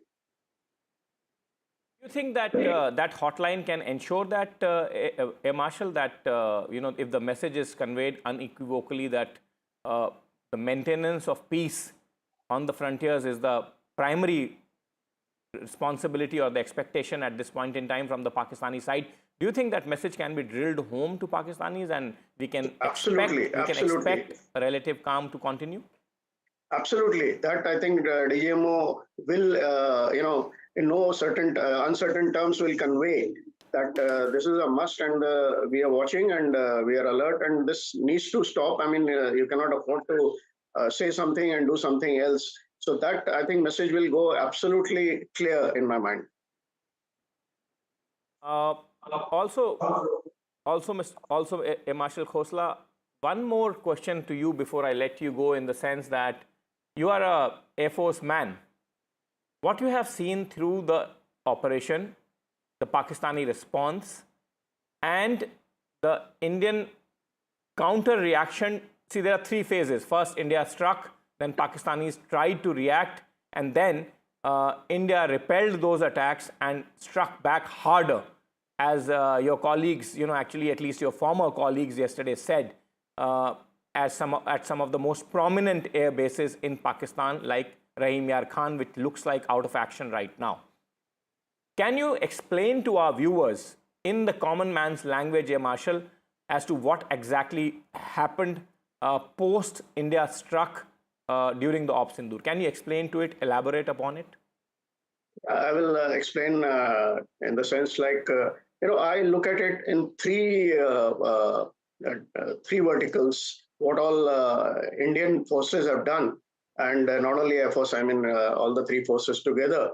And what are the results? And that's my perception of the whole thing. But as expected, post ceasefire, the narrative is going into a different direction. Who called off first? Who, as if that makes out whether it's a victory or a loss, and how many were killed, how many damage. That's not actually important. Important is much bigger picture. So anyway, coming back to your question. So the first part is the striking of 9 terrorist camps and going deep into the headquarters of LET and Jaish-e-Mohammed. As compared to Balakot, if you see, it has a really, really big response where we struck only one terrorist camp which had about 300 terrorist interests. But here we have gone into 9 camps, and out of which quite were, populated by these terrorist thing. And these camps were of different this thing, right? Some to headquarters, some were, training camps in terms of training suicide bombers, in terms of training mujahideens, and also logistic, launch pads. So it's a variety of targets. I mean, the response was very, very clear that our patience has run out, and the message was very, very clear. Okay, that is one.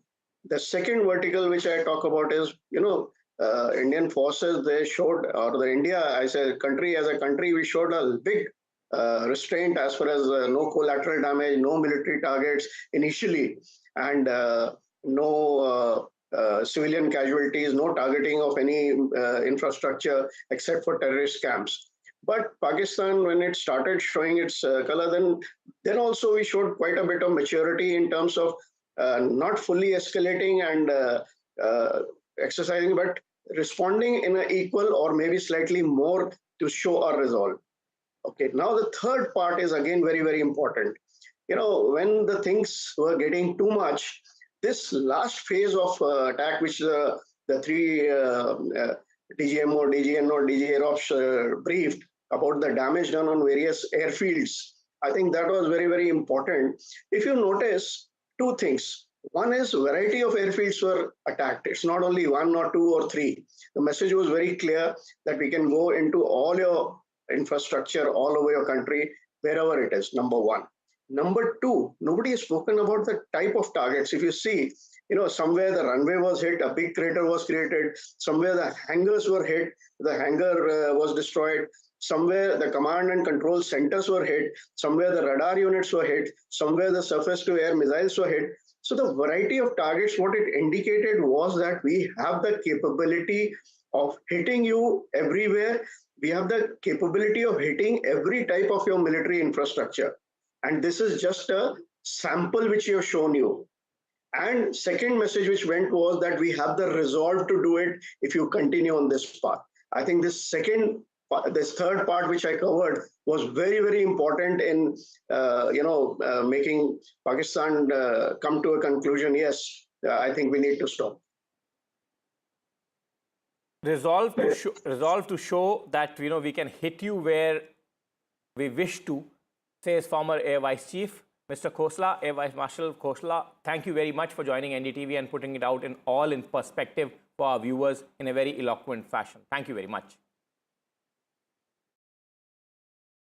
We are now joined by former Ambassador Manjeev Puri, and I'll ask him a broader question than I have been asking military men.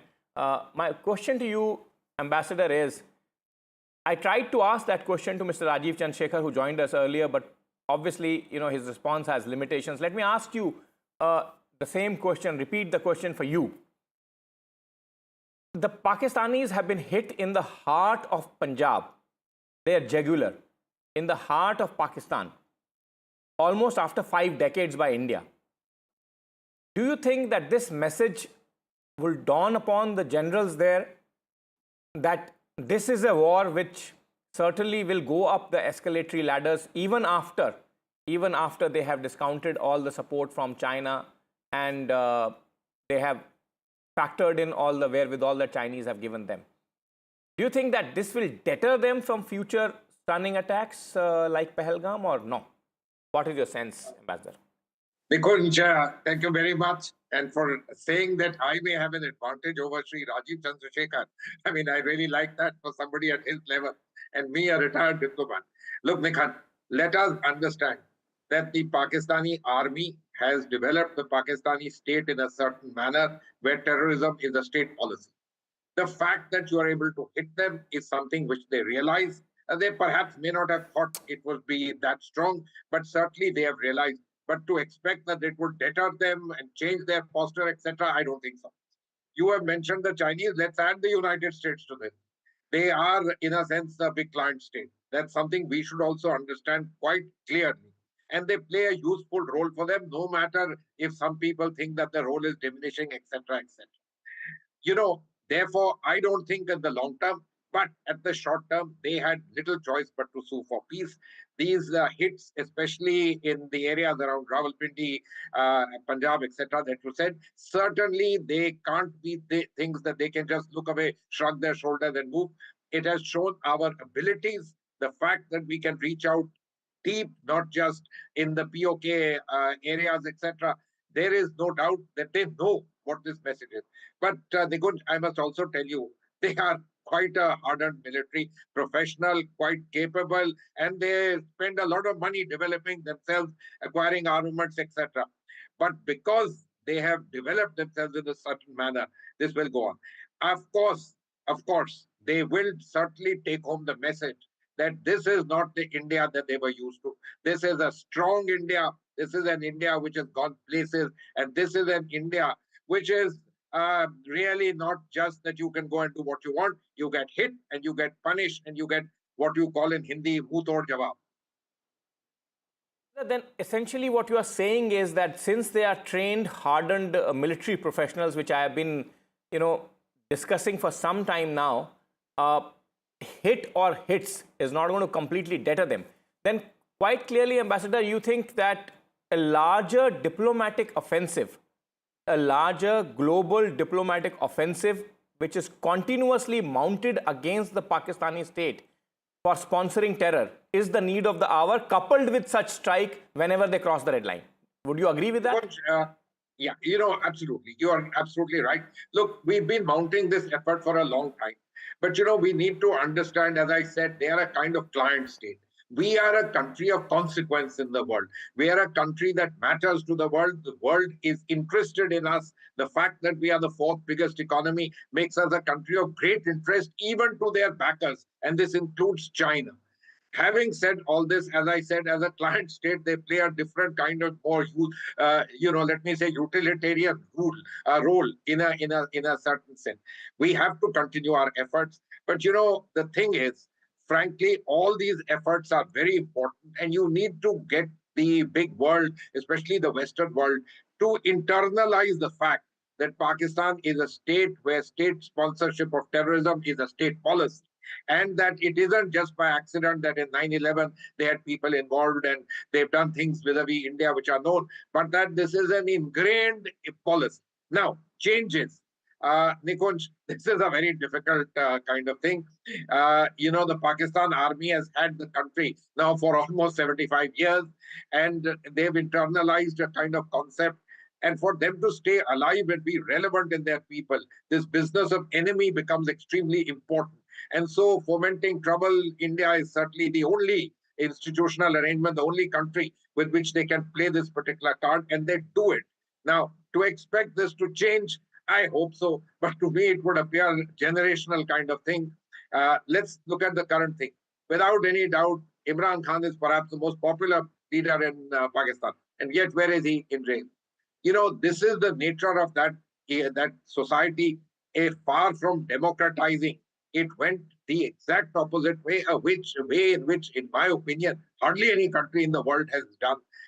But because they are what they are, rather large, they play their geopolitical cards, I wouldn't say adroitly, but they play it blatantly, and they reach out to people. Now also there are reports of their, being able to leverage the fact that places close to their heart got hit, and they are calling in people to help and assist, and in a sense, bolstering themselves as being a kind of useful client state. Look, I don't want to go on further, but I just want to state, India is a country of global, let me say, importance. We are the fourth largest economy. We're going places. The whole world has a vested interest in us, and we have an interest in the world. We just have to be much, not just much more. We have to be responsible. We have to be careful because we have this rogue state on our border. But we also have to play huge global cards, major global equities. We have to be responsible. We are a country of consequence in the world already, and would be much more as time goes on.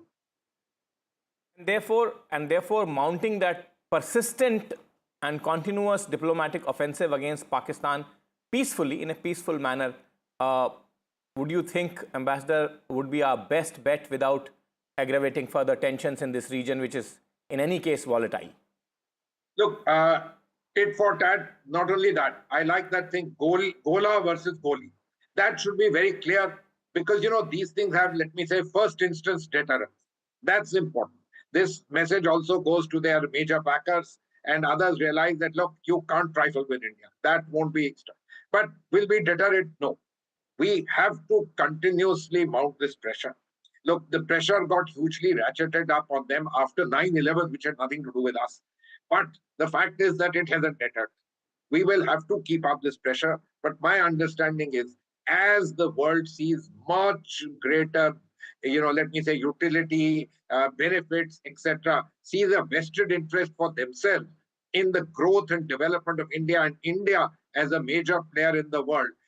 Hopefully their salience and their importance for people, even for acts which are unmentionable, it would perhaps come down, and generationally also there would be a move, and there might small chance, very small chance, some kind of a change there, which would ensure that, you know, these kind of state policies are not there, and perhaps Pakistan also moves in the direction of being what I should say a normal country with normal ambitions to look after its people, development, and so on.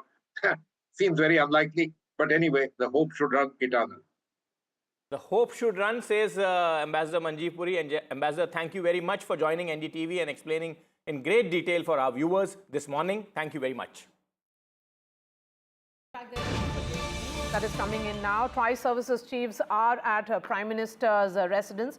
This is a key meeting which is taking place at 7 LKM. Let me go straight to Aishwarya, who's joining us live. Aishwarya, this comes, of course, on the day that DGMO talks will happen at roughly around 12 noon. That will be a hotline that the two, Director Generals will be getting on to. And, when we say that there is a tri-services chief meet at the Prime Minister's residence, what should we be expecting, Nikunj? Particularly this is coming a night after there has been a total calm. There has been, the ceasefire which was arrived at between the two nations has been followed in letter and spirit. Well, yes, at least largely that the reports that we are getting, unless the service people have something additional to add on to for the briefing and the benefit of the Prime Minister and the civilian leadership. This quite clearly is a stock-taking meeting, Maria. The apex of the political authority, that is the Prime Minister of the country, is meeting the military brass and all the services arms that were involved in the operations against Pakistan would be giving their briefing to the political leadership as to what last 24 hours entailed, particularly the night entailed. Were there minor breaches? Were there no breaches of ceasefire? Was there complete calm at the borders? And what was the response of the Pakistani side, particularly because we heard initially that there was some kind of land movement of the military forces from the Pakistani side. What is the status of that movement? Have they halted in their tracks? Have they halted in their tracks, or are they still maintaining the posture that they have come to? I think Aishwarya now joins us from outside the Prime Minister's residence where this meeting is likely to happen. Aishwarya, yet another stock taking by the Prime Minister with all the service chiefs. Quite clearly, this is a diametrically opposite situation today where we have seen peace prevail on our frontiers after a fairly long break. Well, that's right. In fact, Tri-Services chiefs have arrived at 7 local landmarks at Prime Minister's residence. And this is, of course, to take a stock of the situation at the 7th, at the line of control along with the international border. And it is, of course, a regular briefing that will be done by the chief with the Prime Minister about the decision that has been taken of ceasefire and whether there is any movement along with the line of control. As it was stated earlier, that the Indian Army has been given full authority and free hand to retaliate in a position where there is, of course, any sort of misadventure by the Pakistani Army. It is Prime Minister who has been briefed by the Tri-Services chief who has now arrived at Prime Minister. So much for joining us. On that note, we are slipping into a short break. After a break, we'll be getting you update from all the airports, what is open, what is shut. A quick break and then we return.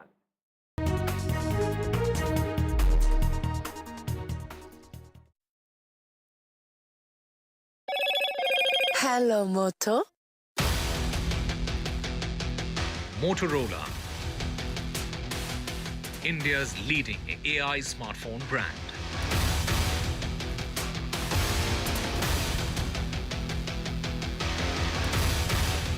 Ceasefire holds along the line of control and international border. Army says no incidents reported last night. This is the first calm night India is waking up to in recent days.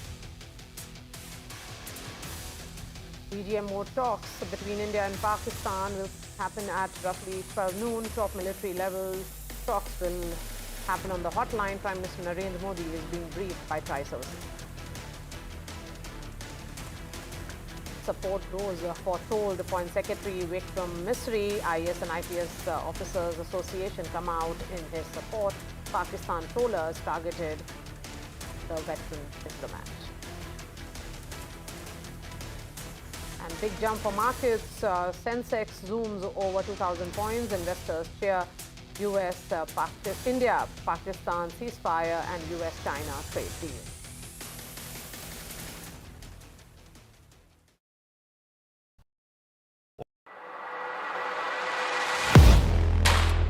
Do you really know the company you invest in?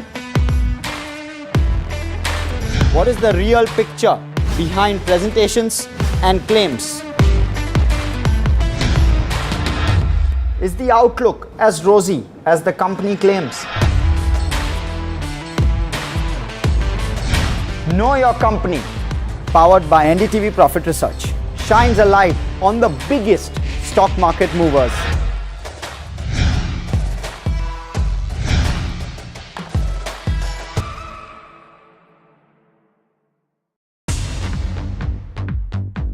More news that matters. Big exclusive, Tulsi Gabbard gunned down by Pakistan-backed cowards. When you interact with people on ground, you're able to reflect their sentiments much better. More debates that shake the system. More exclusive.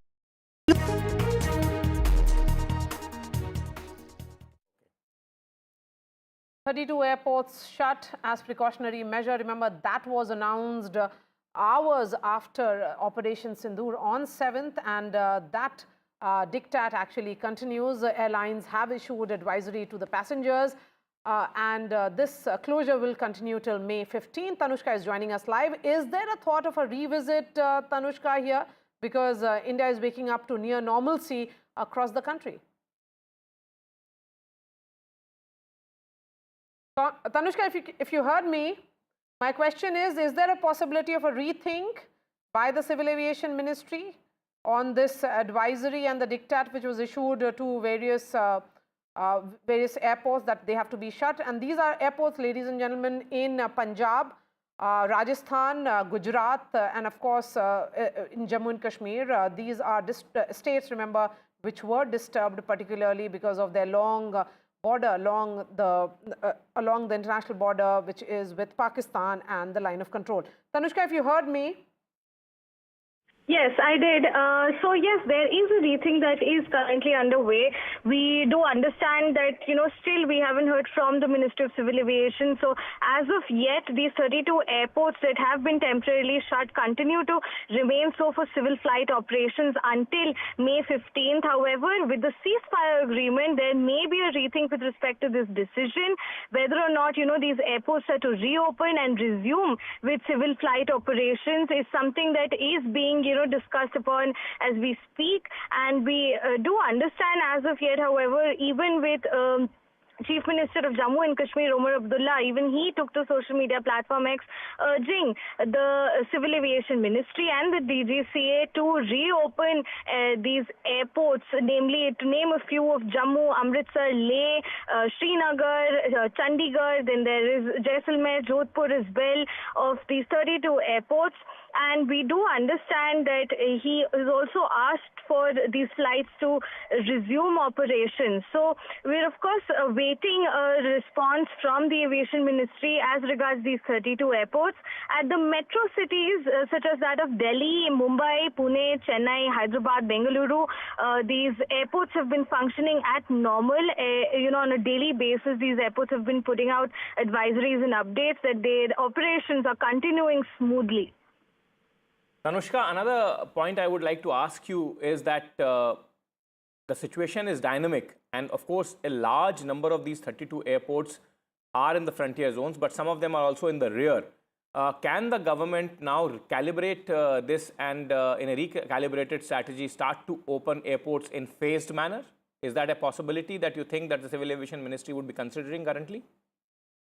That may be the case because precautionary measures, this move was taken as a precautionary measure, and the fact that it was extended earlier, the airports were shut until May 10th, and the shutting down also happened in a phased manner as well. First, it was 20 airports, then it became 24, and then eventually it came to 32. So similarly, it may happen that airports may start reopening in a phased manner as well. However, something conclusive on this is yet to come about with respect to the reopening. Anushka, thank you for that quick update. On that note, we are slipping into a short break, and then we'll continue to track two developments very, very closely. One, the Tri-Services Chiefs meeting Prime Minister Modi at his residence, and then the DGMO talks which will happen on the hotline at 12 noon. Two stories, and this is your destination for all that's breaking. A quick break, and then Gargi returns on the other side.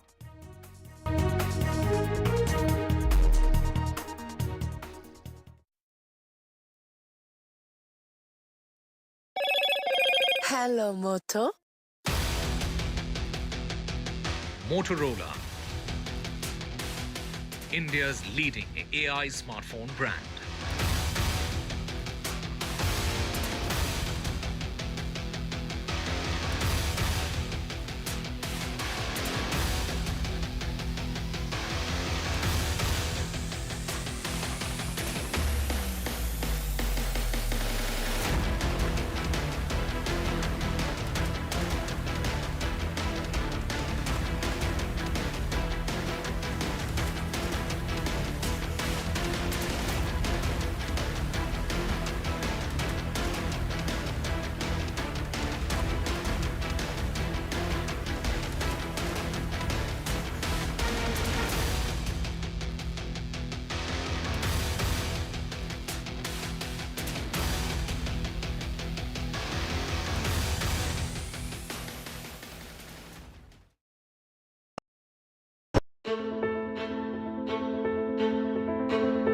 News is not just headlines, it is what impacts you. And news should never be mistaken for noise. What matters is the reality.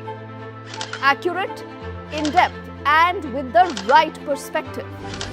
For over 20 years, I have been a journalist, and never has clarity mattered more than now. At Newsnight, we go beyond the surface. We dissect the details, challenge the narratives, and bring you the unparalleled clarity you deserve in a world clouded by misinformation. We are bold, we are direct. Newsnight, for the news in your interest. Only on NDTV 24/7. I've been reporting on all issues big and small from Andhra Pradesh, Telangana, rest of South India, bringing you all the action, all that you need to know, all that you want to know. The energy of maximum city is infectious. I'm bringing that energy in our news coverage from financial capital Mumbai. Covering from the southernmost part of India over the last 23 years. I bring in-depth and 360-degree coverage from the Dravidian heartland. The land of Mishti, also known.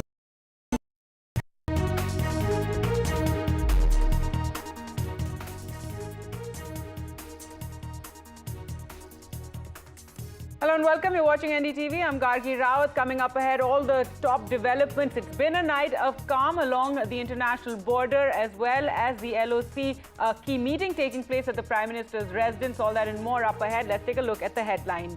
A key meeting takes place ahead of the India-Pak Army talks, which will take place at noon. The Tri-Services Chiefs are at the Prime Minister's residence, and key DGMO level talks will be taking place at noon. A briefing expected at 2:30 on Operation Sindur. The ceasefire holds along the line of control and international border. It's been the first night of calm ever since the ceasefire violations first began after the Pahalgam attack. The army says no incidents, first calm night in recent days.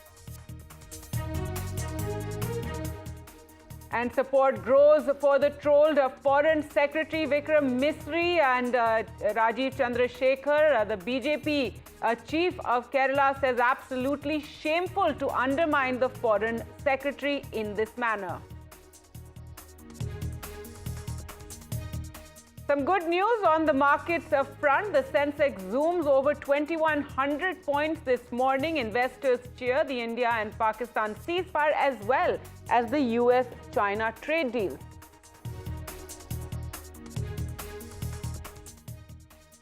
And more on that breakthrough. The US announces the major trade deal with China, says this was achieved during the trade talks. Asian markets rise on the announcement of the trade deal.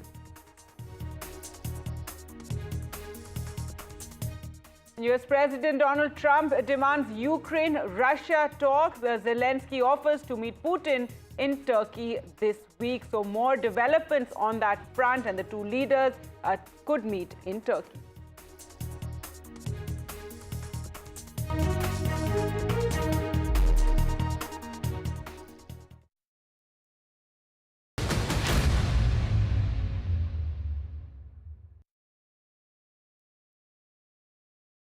All right, let's get you all the top developments taking place. While it has been the first night of calm along the LOC and international border, right now you have a key meeting taking place at Prime Minister Narendra Modi's residence, where the tri-service chiefs have all arrived to meet with the Prime Minister, Defence Minister and Chief of Defence Staff are also all part of this meeting. So this key meeting taking place just ahead of those DGMO level talks, which will take place between India and Pakistan in a short while from now. Around noon is when the Army Brass hotline call is expected. This is another call, really. Remember, India has said that the talks or any communication between India and Pakistan will remain at the DGMO level. So that those talks will take place at noon today. Also a briefing expected again at 2:30 on Operation Sindur. Yesterday we saw that briefing which spoke about the entirety of the operation, the kind of damage wrought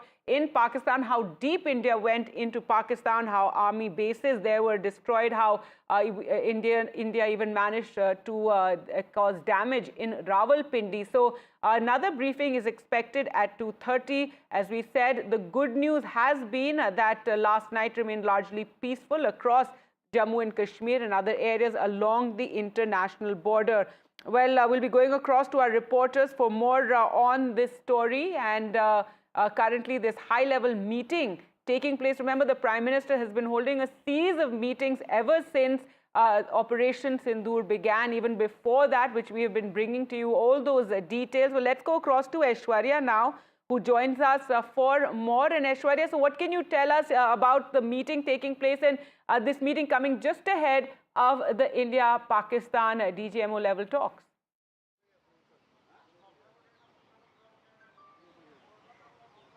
Well, that's right. In fact, Prime Minister Narendra Modi is holding this crucial meeting at 7 Lok Kalyan Marg, which is his residence. Defence Minister Rajnath Singh, Tri-Services Chief CDS Anil Chauhan and NSA Ajit Doval all have arrived, and since the Operation Sindur began, or since the Pahalgam terror attack, we are witnessing on a daily basis there is this kind of briefing that Prime Minister takes from the top security officials. He's been briefed about each and every development. Yesterday also we have seen in the afternoon Prime Minister holding that crucial meeting of the top security officials of the country. Of course, this has it's been more than 24 hours that the ceasefire has been announced, and to take the stock of the situation, Prime Minister holding this high-level meeting at 1200 hours is the time that was announced earlier on 12th of May that there will be DGMO level talks between India and Pakistan via hotline, and this specifically will only concentrated towards the bilateral understanding between India and Pakistan to stop the firing exchange at the line of control or at the international borders through land, sea and air, and nothing else apart from it will be discussed. But the situation remains tense. The yesterday's briefing and the DGMO clearly stated that the Chief of Defence Staff had given the authority to the Indian Army to, clearly take care of the situation, and if there is any sort of misadventure by the Pakistani, then they have given the authority to retaliate accordingly. Apart from it, it was also, various details with the kind of, the evidences that the Indian Army gave, that also came out. But it is very important to note that soon after the commanders of Indian Air Force, Navy and Army held that press conference, there was late night press conference from the Pakistani side as well, which was, of course, again, a kind of propaganda, a kind of fake narratives that they wanted to set, and that was busted by the Indian officials yesterday as well. And at the press briefing that is expected at 2:30 again, there would be more, such propaganda or the fake narratives that can be busted, and more operational details can be given. But certainly, Aishwarya, sorry to interrupt you. Yes, that meeting, Aishwarya reporting from outside the Prime Minister's residence where that meeting is taking place. But let's go across to where the BJP is addressing a press conference. जिस प्रकार का terror demolition, जिस प्रकार आतंकवाद का खात्मा बीते कुछ दिनों में हमने भारतवर्ष में देखा है, भारतवर्ष ने जिस प्रकार से पाकिस्तान में आतंकी अड्डों को ऑपरेशन सिंदूर के माध्यम से समाप्त किया है, वह अपने आप में पूरे विश्व में एक संदेश भेजता है, एक निर्णायक संदेश, आतंकवाद के खिलाफ लड़ाई के विरोध, आतंकवाद के खिलाफ एक निर्णायक संदेश। इसलिए आज का ये प्रेस कॉन्फ्रेंस, इसको संबोधित करते हुए मुझे गर्व की अनुभूति हो रही है।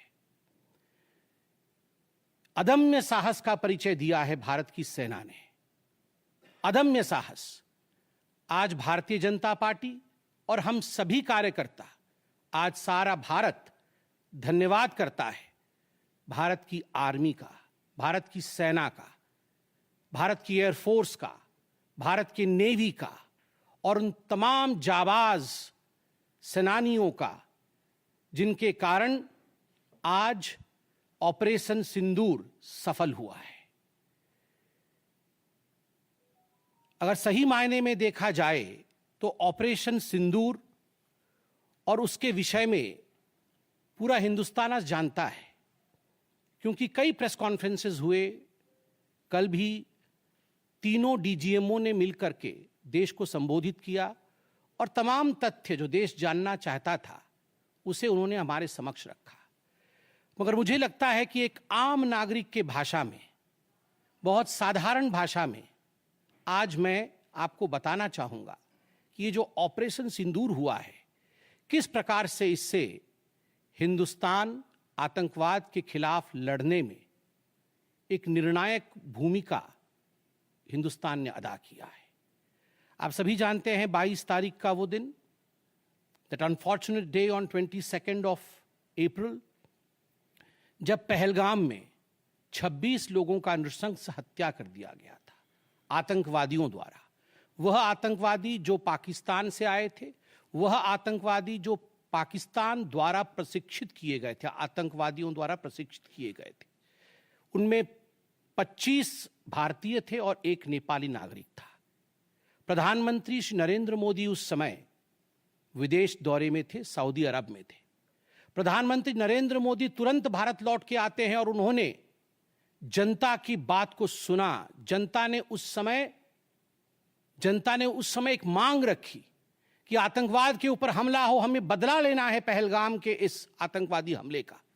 प्रधानमंत्री ने बिहार की भूमि से ऐलान किया और यह वादा किया कि मैं वादा करता हूं कि जो आपकी इच्छा है कि आतंकवाद के खिलाफ हमला होगा, हम पहलगाम के इस आतंकवादी हमले का बदला लेंगे।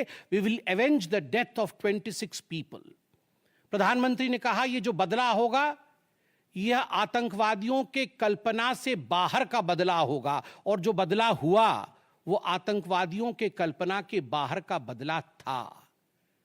प्रधानमंत्री जी ने कहा कि हम घुस के मारेंगे और मिट्टी में मिलाएंगे आतंकवादी के ठिकानों को, और आतंकवादियों के ठिकानों को प्रधानमंत्री नरेंद्र मोदी जी के निर्णय ने और हमारे सेना के अदम्य साहस ने मिट्टी में मिलाने का काम किया। यह वादा प्रधानमंत्री नरेंद्र मोदी जी का था।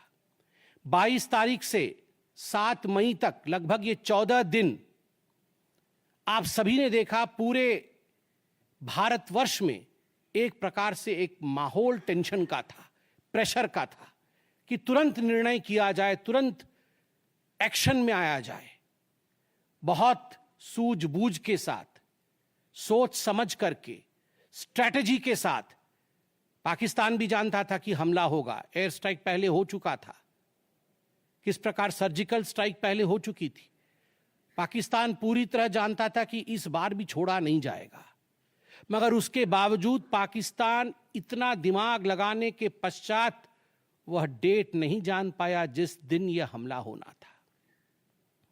22 तारीख से 7 तारीख के बीच में कुछ नॉन मिलिट्री एक्शंस जिन्होंने पाकिस्तान को कमजोर किया, वह प्रधानमंत्री नरेंद्र मोदी जी ने और भारत की सरकार ने लिया। ये जो ऑपरेशन सिंदूर है, इसका एक मिलिट्री पोर्शन है तो एक नॉन मिलिट्री पोर्शन भी है। और नॉन मिलिट्री पोर्शन में सबसे बड़ी बात, इंडस वाटर ट्रीटी, जो सिंधु नदी समझौता 1960 का था, उसे स्थगित किया गया, अबेयंस में रखा गया। आप सभी जानते हैं लगभग 90% पाकिस्तान जो है इसी पानी पर निर्भर करता है।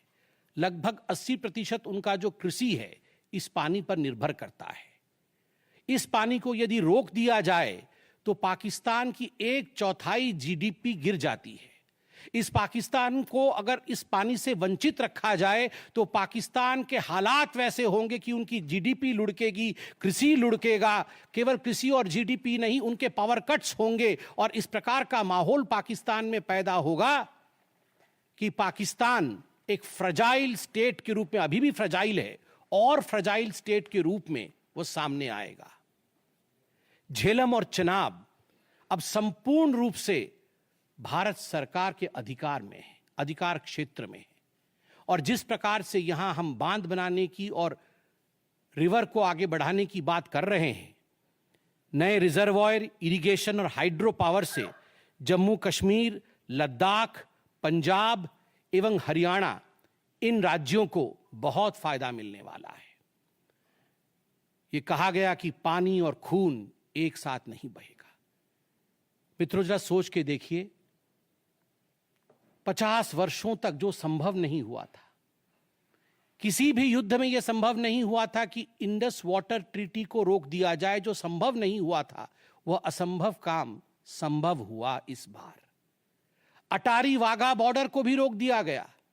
दोनों देशों के बीच में कोई ट्रेड नहीं होगा और इसका खामियाजा कोई भुगतेगा तो वो पाकिस्तान की इकोनॉमी भुगतेगी। इसके साथ ही जिन लोगों के पास पाकिस्तान का वीजा था और वो हिंदुस्तान में, पाकिस्तान के नागरिक जो हिंदुस्तान के वीजा के साथ भारतवर्ष में रह रहे थे, उन सब को बाहर निकाला गया। पाकिस्तान का कोई भी आर्टिस्ट, कोई भी परफॉर्मेंस वो भारतवर्ष में नहीं हो सकता है। इस प्रकार के कड़े प्रतिबंध पाकिस्तान के ऊपर लगाए गए। माननीय प्रधानमंत्री श्री नरेंद्र मोदी जी ने लगभग 20 देशों के राष्ट्राध्यक्षों से सीधी बातचीत की। How to isolate Pakistan, how to fight against terrorism.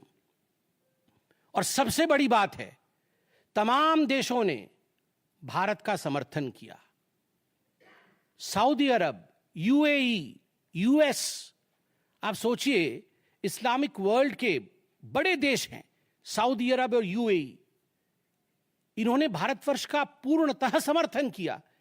जिस समय पहलगाम का हमला हुआ था, माननीय प्रधानमंत्री सऊदी अरब में थे।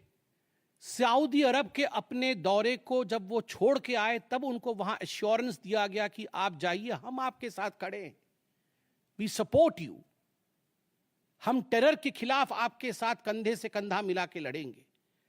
Pakistan was isolated. ये जो नॉन मिलिट्री एक्शन लिया गया, आज मैं कहना चाहता हूं कि 50 वर्षों से भी अधिक समय तक जो टूल्स कभी इस्तेमाल नहीं किए गए थे, जिस क्षेत्र में भारतवर्ष कभी नहीं गया था, वह टूल्स इस्तेमाल किए गए और अपने आप में भारत के लिए ये बहुत बड़ी बात है। बहुत बड़ी बात है कि इंडस वाटर ट्रीटी को रोका गया, 20 से अधिक देशों का समर्थन, आतंकवाद के खिलाफ एक निर्णायक हमले की तैयारी, और 6 और 7 मई 2025 उस रात निर्णायक हमला होता है आतंकवाद के ऊपर। सभी जानते हैं कि 9 आतंकवादी ठिकाने जो PoJK में थे और पाकिस्तान में थे, उन्हें ध्वस्त किया गया। यह ऑपरेशन सिंदूर एक बहुत बड़ा दायरा तय करता है। इसने पूरे विश्व को दिखाया कि भारतवर्ष क्या कर सकता है। ऑपरेशन सिंदूर ने दिखाया कि केवल LOC नहीं, इंटरनेशनल बॉर्डर के पार जाके भी भारत पाकिस्तान के अंदर किसी भी टारगेट को प्रिसाइसली उस पर हमला कर सकता है और आतंकवाद के खौफ को समाप्त कर सकता है। इस पूरे ऑपरेशन का लक्ष्य क्या था, इसे समझने की आवश्यकता है। लक्ष्य क्या था? क्या हमने लक्ष्य की पूर्ति की? What was the aim of Operation Sindoor? Did we achieve what we aimed for? क्या लक्ष्य था? नंबर 1 लक्ष्य था आतंकवादी ठिकाने जो दूर दराज इलाके में हैं पाकिस्तान में, जहां आज तक कोई नहीं पहुंच पाया, जहां आज तक पाकिस्तान के आतंकवादियों को लगता था कि वो सुरक्षित हैं, वहां तक पहुंचना यह लक्ष्य था। दूसरा लक्ष्य था आतंकवादियों को ढेर करना, मार देना। तीसरा लक्ष्य था इन टारगेटों को जमींदोज करना, उन्हें मिट्टी से मिला देना।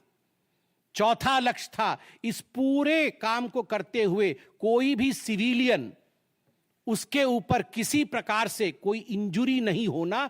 और अंतिम लक्ष्य था किसी प्रकार के मिलिट्री, जो पाकिस्तान का मिलिट्री या सैन्य बेस हो, उसके ऊपर हमला नहीं करना। अर्थात यह लड़ाई आतंकवाद के खिलाफ थी। यह लक्ष्य था ऑपरेशन सिंदूर का। This was a fight against terrorism and terrorists. क्या हम लक्ष्य को पा पाए? आप देखिए, जब यह हमला हुआ तो 9 ठिकाने ध्वस्त हुए, उनमें 5 PoJK में थे, पाक ऑक्यूपाइड जम्मू कश्मीर में, और 4 पाकिस्तान में थे। सबसे बड़ी बात है, पहली बार पंजाब प्रोविंस, जो कि पाकिस्तान का एक बहुत स्ट्रेटेजिक लोकेशन है, पंजाब प्रोविंस उनका हृदय है पाकिस्तान का, उसके अंदर भारतवर्ष घुस करके आतंकवादियों का सफाया करता है। यह अपने आप में छोटी बात नहीं है। This is a big achievement as far as Operation Sindoor is concerned. Lashkar-e-Taiba, Jaish-e-Mohammed, Hizbul Mujahideen, इनके ठिकाने ध्वस्त होते हैं। और मैं यहां वो नाम पढ़ना चाहूंगा।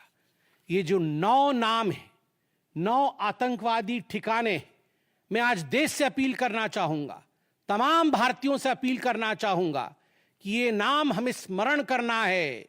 आने वाले 100 वर्षों तक हमें इन नामों को याद दिलाते रहना है, दोहराना है।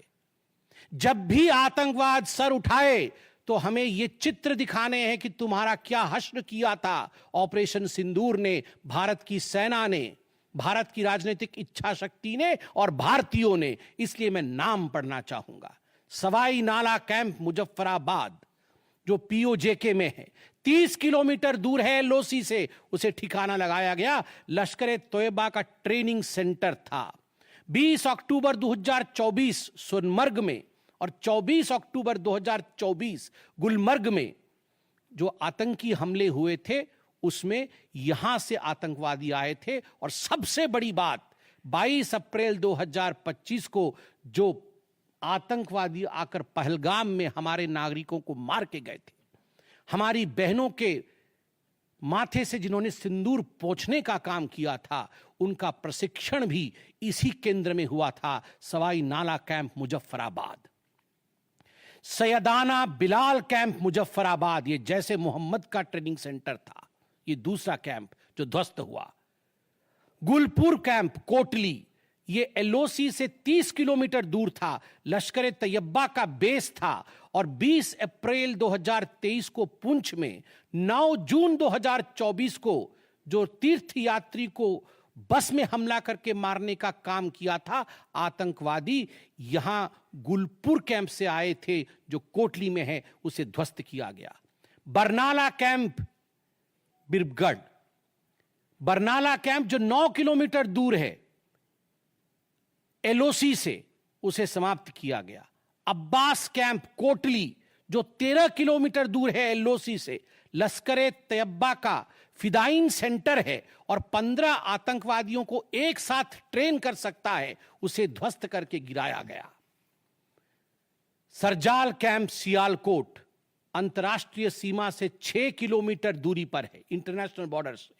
सांबा कठुआ के सामने है और मार्च 2025 में जम्मू और कश्मीर पुलिस के 4 जवान शहीद हुए थे। उनको मारने का काम इन्हीं आतंकवादियों ने किया था जो सरजाल कैंप से आए थे सियालकोट के। उस कैंप को ध्वस्त कर दिया गया। महमूना जाया कैंप सियालकोट जो कि 12 से 18 किलोमीटर इंटरनेशनल बॉर्डर से दूर है, मैं एलओसी की बात नहीं कर रहा हूं, इंटरनेशनल बॉर्डर से, और हिजबुल मुजाहिदीन का अड्डा है, बहुत बड़ा कैंप है। कठुआ और जम्मू क्षेत्र में जो भी आतंकवादी गतिविधि होती है, सियालकोट के इस मजनूमा जाया कैंप से आतंकवादी भेजे जाते हैं। भारतवर्ष ने उसे ध्वस्त किया। मरकज तैयबा मुरीद के जो कि अंतर्राष्ट्रीय सीमा से 18 से 25 किलोमीटर दूर है।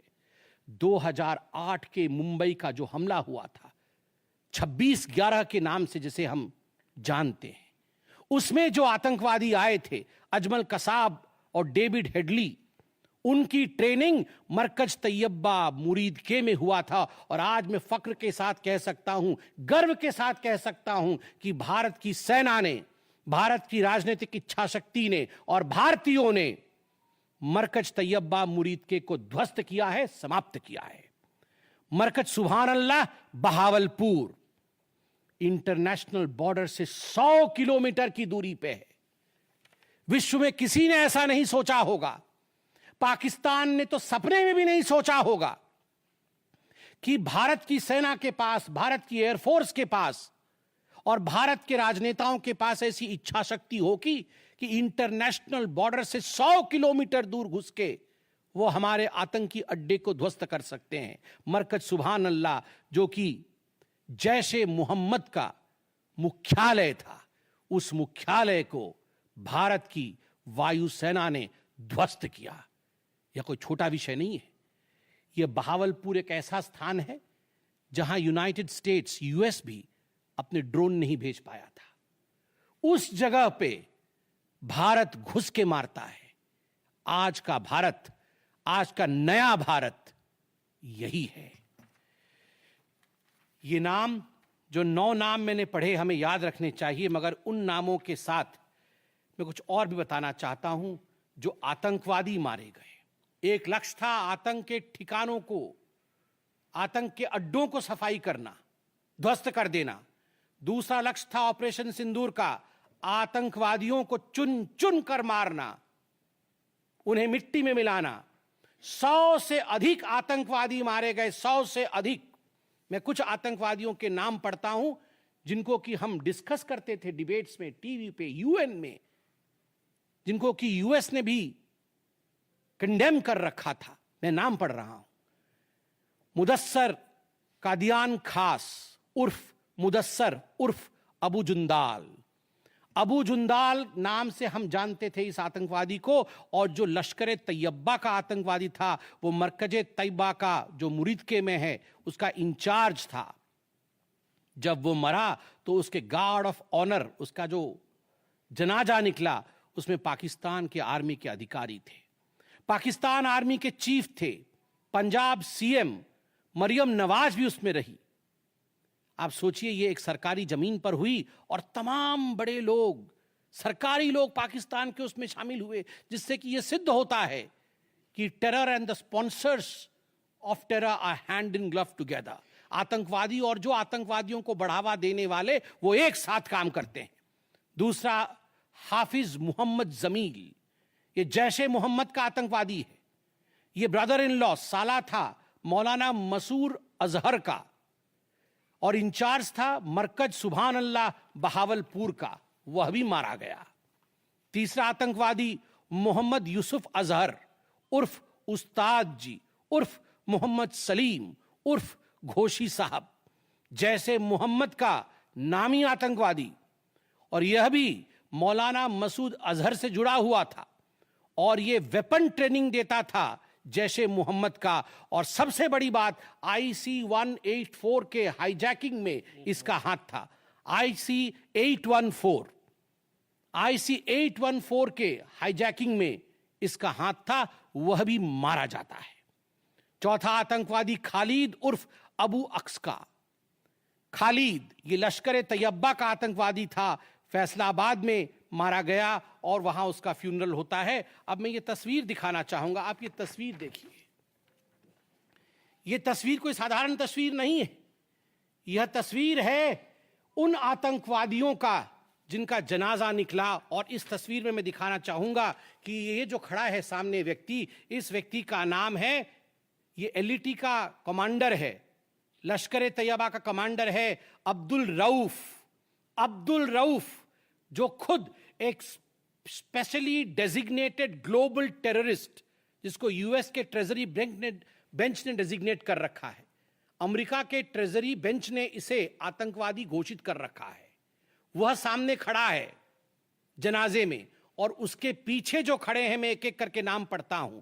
लेफ्टिनेंट जनरल फैयाज हुसैन शाह, जो कि लेफ्टिनेंट जनरल है पाकिस्तान आर्मी के। मेजर जनरल राव इमरान सरताज, जो कि मेजर जनरल है पाकिस्तान आर्मी के। ब्रिगेडियर मोहम्मद फुरकान शब्बीर, पाकिस्तान आर्मी के। डॉक्टर उस्मान अनवर, IGP पंजाब, और Malik Sohaib Ahmad Barth, member of provincial assembly of Punjab. ये बड़े बड़े लोग, तथाकथित सरकार के बड़े बड़े लोग, पाकिस्तान के आतंकवादियों के जनाजा में शामिल होने आए हैं। और जनाजे को लीड कर रहा है एक आतंकवादी, डेजिग्नेटेड आतंकवादी। और आप देखिए ये बिफोर और आफ्टर, ये जितने भी मैंने आपको अभी आतंकवादी ठिकानों का नाम बताया, किस प्रकार उनकी परिस्थिति थी और क्या उनकी परिस्थिति हुई, यह इस तस्वीर से हम देख सकते हैं। तो उद्देश्य मैं बता रहा था, ऑपरेशन सिंदूर का उद्देश्य बहुत स्पष्ट था। उसका उद्देश्य था आतंकवाद के ठिकाने को ध्वस्त करना, आतंकवादियों को मारना और आतंकवाद के खिलाफ एक संदेश भेजना, और उसमें हम सफल हुए। पहली बार एक बात पूरे विश्व ने देखा कि पाकिस्तान का हर इंच भारत के पहुंच के अंदर है। कोई कोना पाकिस्तान का ऐसा नहीं है जो भारत के पहुंच से बाहर हो। और आप सोच के देखिए, पाकिस्तान का एयर डिफेंस सिस्टम फेल हो जाता है। पाकिस्तान का एयर डिफेंस सिस्टम फेल हो जाता है जिस समय 6 और 7 के रात के बीच ये पूरी कार्यवाही हो रही थी। रफाल विमान द्वारा स्काल्प और हैमर मिसाइल्स के माध्यम से 23 मिनट के अंदर, 23 मिनट्स के अंदर एक विंडो था, जिस विंडो के अंदर ये 9 के 9 आतंकवादी ठिकाने उन्हें ध्वस्त कर दिए गए। 23 मिनट में पूरा विश्व ने देखा कि भारत क्या कर सकता है। मुझे लगता है पूरे विश्व में इस प्रकार से 23 मिनट के अंदर इतने प्रेसिशन के साथ आतंकवादी ठिकानों पर हमला किसी देश ने पहले किया होगा। और जब यह पूरा एक्सरसाइज समाप्त हुआ, उसके बाद जब हमारे MEA ने, हमारी आर्मी ने प्रेस कॉन्फ्रेंस किया, तो उसमें कुछ 4 शब्द बहुत महत्वपूर्ण थे। वो 4 शब्द हैं: controlled, precise, measured, non escalatory. हमने ये जो 9 अड्डे ध्वस्त किए वो कंट्रोल्ड तरीके से ध्वस्त किए। प्रिसाइज, कोई सिविलियन अड्डा या कोई मिलिट्री टारगेट नहीं था, प्रिसाइज टारगेट था, आतंकवादी ठिकाने, उनको ध्वस्त कर दिए। मेजर्ड, जितना ध्वस्त करना था उतना ध्वस्त किया, उसके अगल बगल के किसी स्ट्रक्चर को ध्वस्त नहीं किया। जहां आतंकवादी थे उनके ठिकाने में घुस के उनको मार के निकले। और नॉन एस्केलेटरी मतलब युद्ध को बढ़ाने वाला नहीं, नॉन एस्केलेटरी, क्योंकि the primary escalation was Pahalgam. जो मूल एस्केलेशन था वो 22 अप्रैल को पहलगाम में पाकिस्तान ने किया था। हमने रिएक्ट किया नॉन एस्केलेटरी। ये 4 शब्द अपने आप को परिभाषित करते हैं कि ऑपरेशन सिंदूर का लक्ष्य क्या था। ऑपरेशन सिंदूर का जो लक्ष्य था, ऑपरेशन सिंदूर ने उसे 100% पूर्ण किया, 100% पूर्ण किया। इसलिए आज हिंदुस्तान, भारतवर्ष गर्व के साथ कह सकता है कि ऑपरेशन सिंदूर एक ऐसा ऑपरेशन था जो 100% सक्सेसफुल था, और जितने हमारे जाबाज पायलट्स गए थे राफेल के साथ, उतने लौट के आए और आतंकवादी ठिकानों को ध्वस्त करके आए, और किसी सिविलियन को नहीं मारा, किसी मिलिट्री बेस को नहीं मारा। मगर दुखद है, जैसा कि पाकिस्तान से एक्सपेक्टेड है, पाकिस्तान उसके पश्चात रिटेलिएशन करता है, पाकिस्तान अपने ड्रोन्स इत्यादि भेजता है, मगर भारत की सिस्टम ने पाकिस्तान के इन ड्रोन्स को, इन मिसाइल्स को हवा में ही समाप्त कर दिया। और सबसे बड़ी बात है, एयर डिफेंस सिस्टम लाहौर का 7 और 9 तारीख के बीच लाहौर के एयर डिफेंस सिस्टम को समाप्त करने का काम हिंदुस्तान ने किया। और 9 और 10 तारीख के बीच, 9 मई और 10 मई के बीच 11 एयर बेसेस को, पाकिस्तान के 11 एयर बेसेस को ध्वस्त करने का काम भारतवर्ष ने रिटेलिएशन में किया। जब पाकिस्तान ने भारतवर्ष के ऊपर एस्केलेशन किया तो भारतवर्ष ने 11 एयर बेसेस को समाप्त किया। इन एयर बेसेस के नाम भी हमें याद रखने चाहिए। तमाम भारतीयों को वो 9 नाम आतंकवादी ठिकाने याद रखने चाहिए, स्मरण होना चाहिए। और ये जो 11 एयरबेस हैं, हिंदुस्तान अपने पर आ जाए तो क्या कर सकता है अपने लोगों को बचाने के लिए। ये 11 नाम भी मैं पढ़ता हूं। नूर खान, ये नूर खान वह एयरबेस है जहां पर एयर टू एयर रीफ्यूएलिंग करने की क्षमता है। हवा में उड़ रही हो अगर आपका विमान, तो एयर टू एयर रीफ्यूएलिंग यही नूर खान से हो सकती है। जब भारत ने नूर खान को ध्वस्त किया तो जो जहाज थे पाकिस्तान के, उनके पास वो क्षमता नहीं रही कि वो हवा में अधिक समय तक युद्ध कर सके, उन्हें नीचे उतरना ही पड़ा।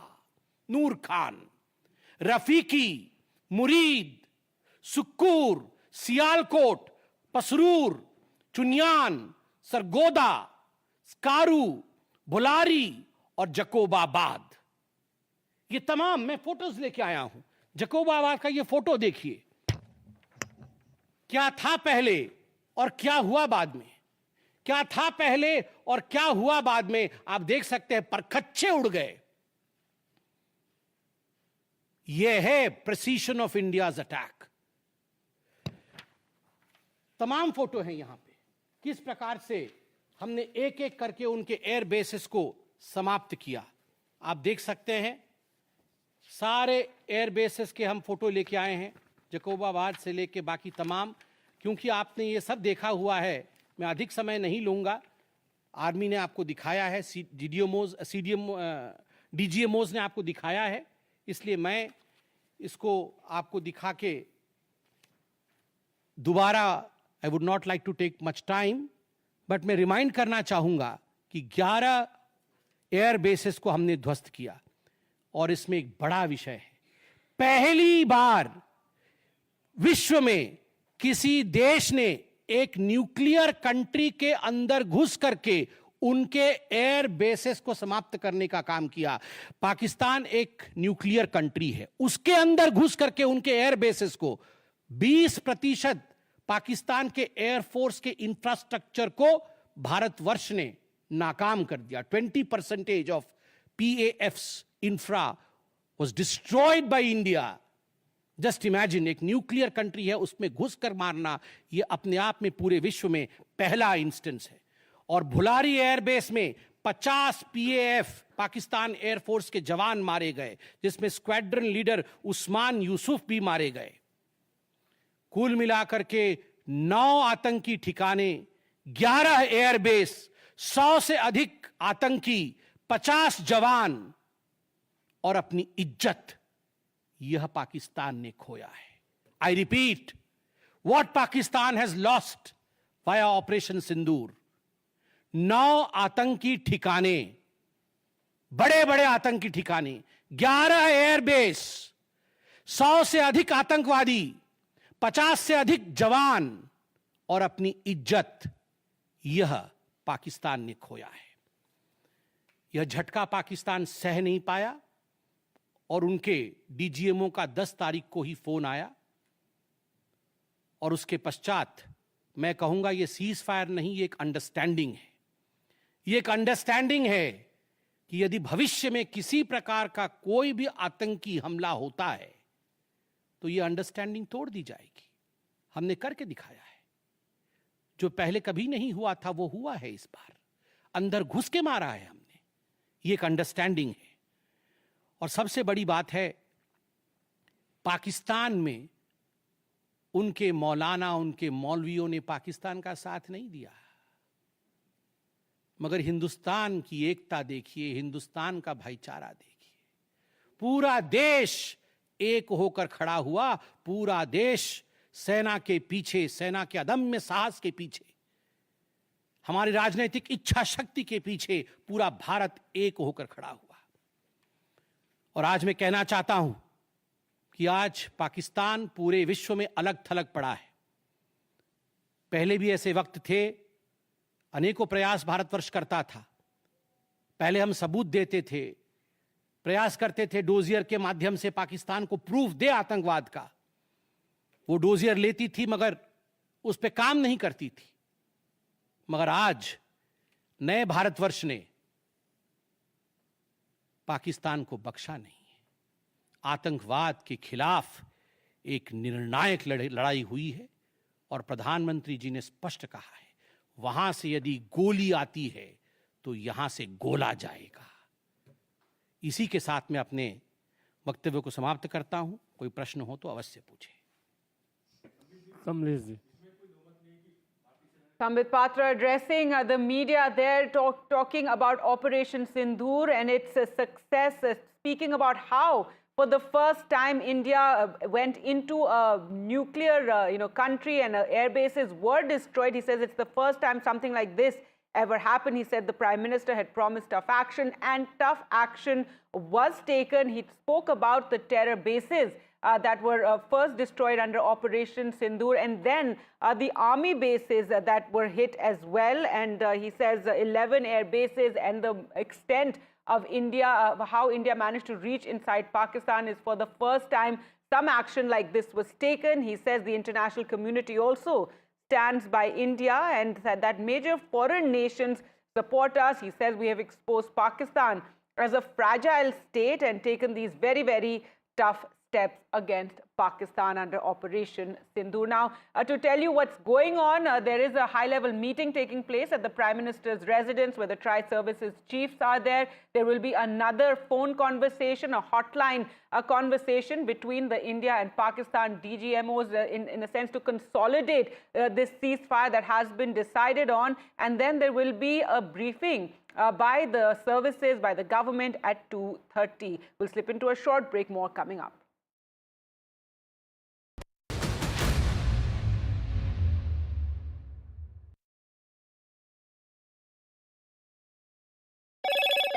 Hello, Moto. Motorola, India's leading AI smartphone brand.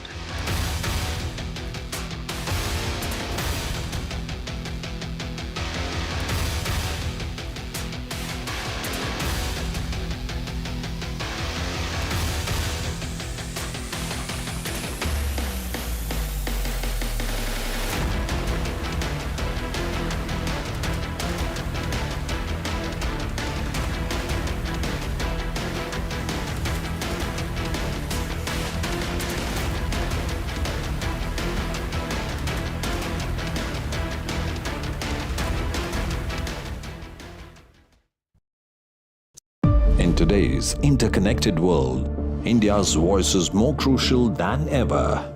When India speaks, the world listens. At NDTV World, we are that voice, bringing you intelligent and insightful news from India and beyond. From geopolitics and diplomacy to economic shifts, migrations, tech disruptions, and the stories of our diaspora. We cover the news that shapes our global future. NDTV World, your new home for global news, is here. If it matters to you, if it matters to you, if it matters to you, it matters to India. It matters to India. And it matters to me. And it matters to me. India Matters with Shivaru, only on NDTV 24/7. How often have you turned away from debates that descend into endless fights? We bring you a show where every question is answered, where every debate finds its resolution, where every story finds its conclusion, where opinions collide but facts prevail, where stories unfold with insights and trust. When the noise ends, the last word begins.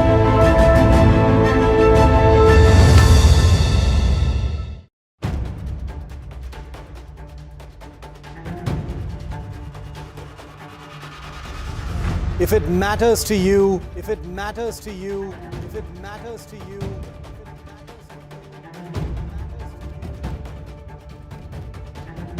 it matters to India. It matters to India. It matters to India.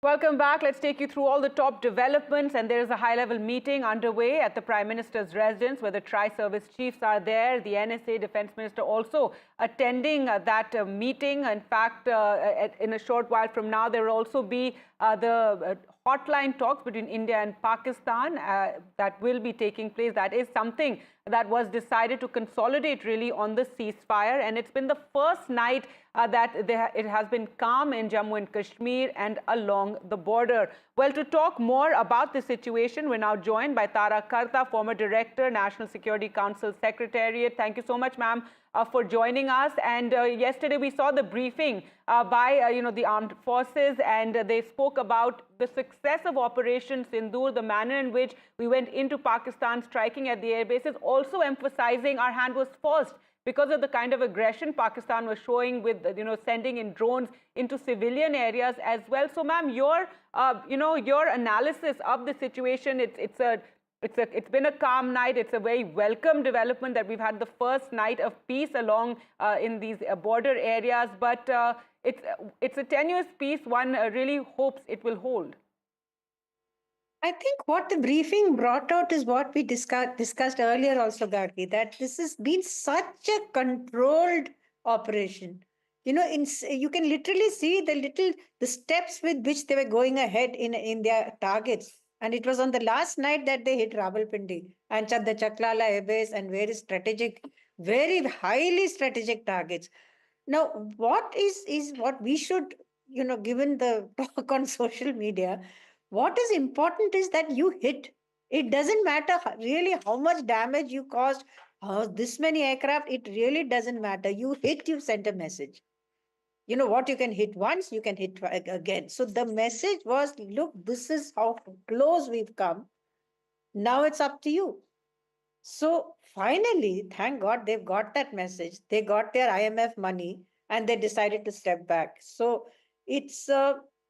I'm extremely happy this situation has happened. But this is, Gargi, it's a lesson for a lot of people to study how this was carried out. I don't know very, very, very few operations across history which were carried out in a nuclear environment and carried out with such forethought, in terms of what we'll do and holding back.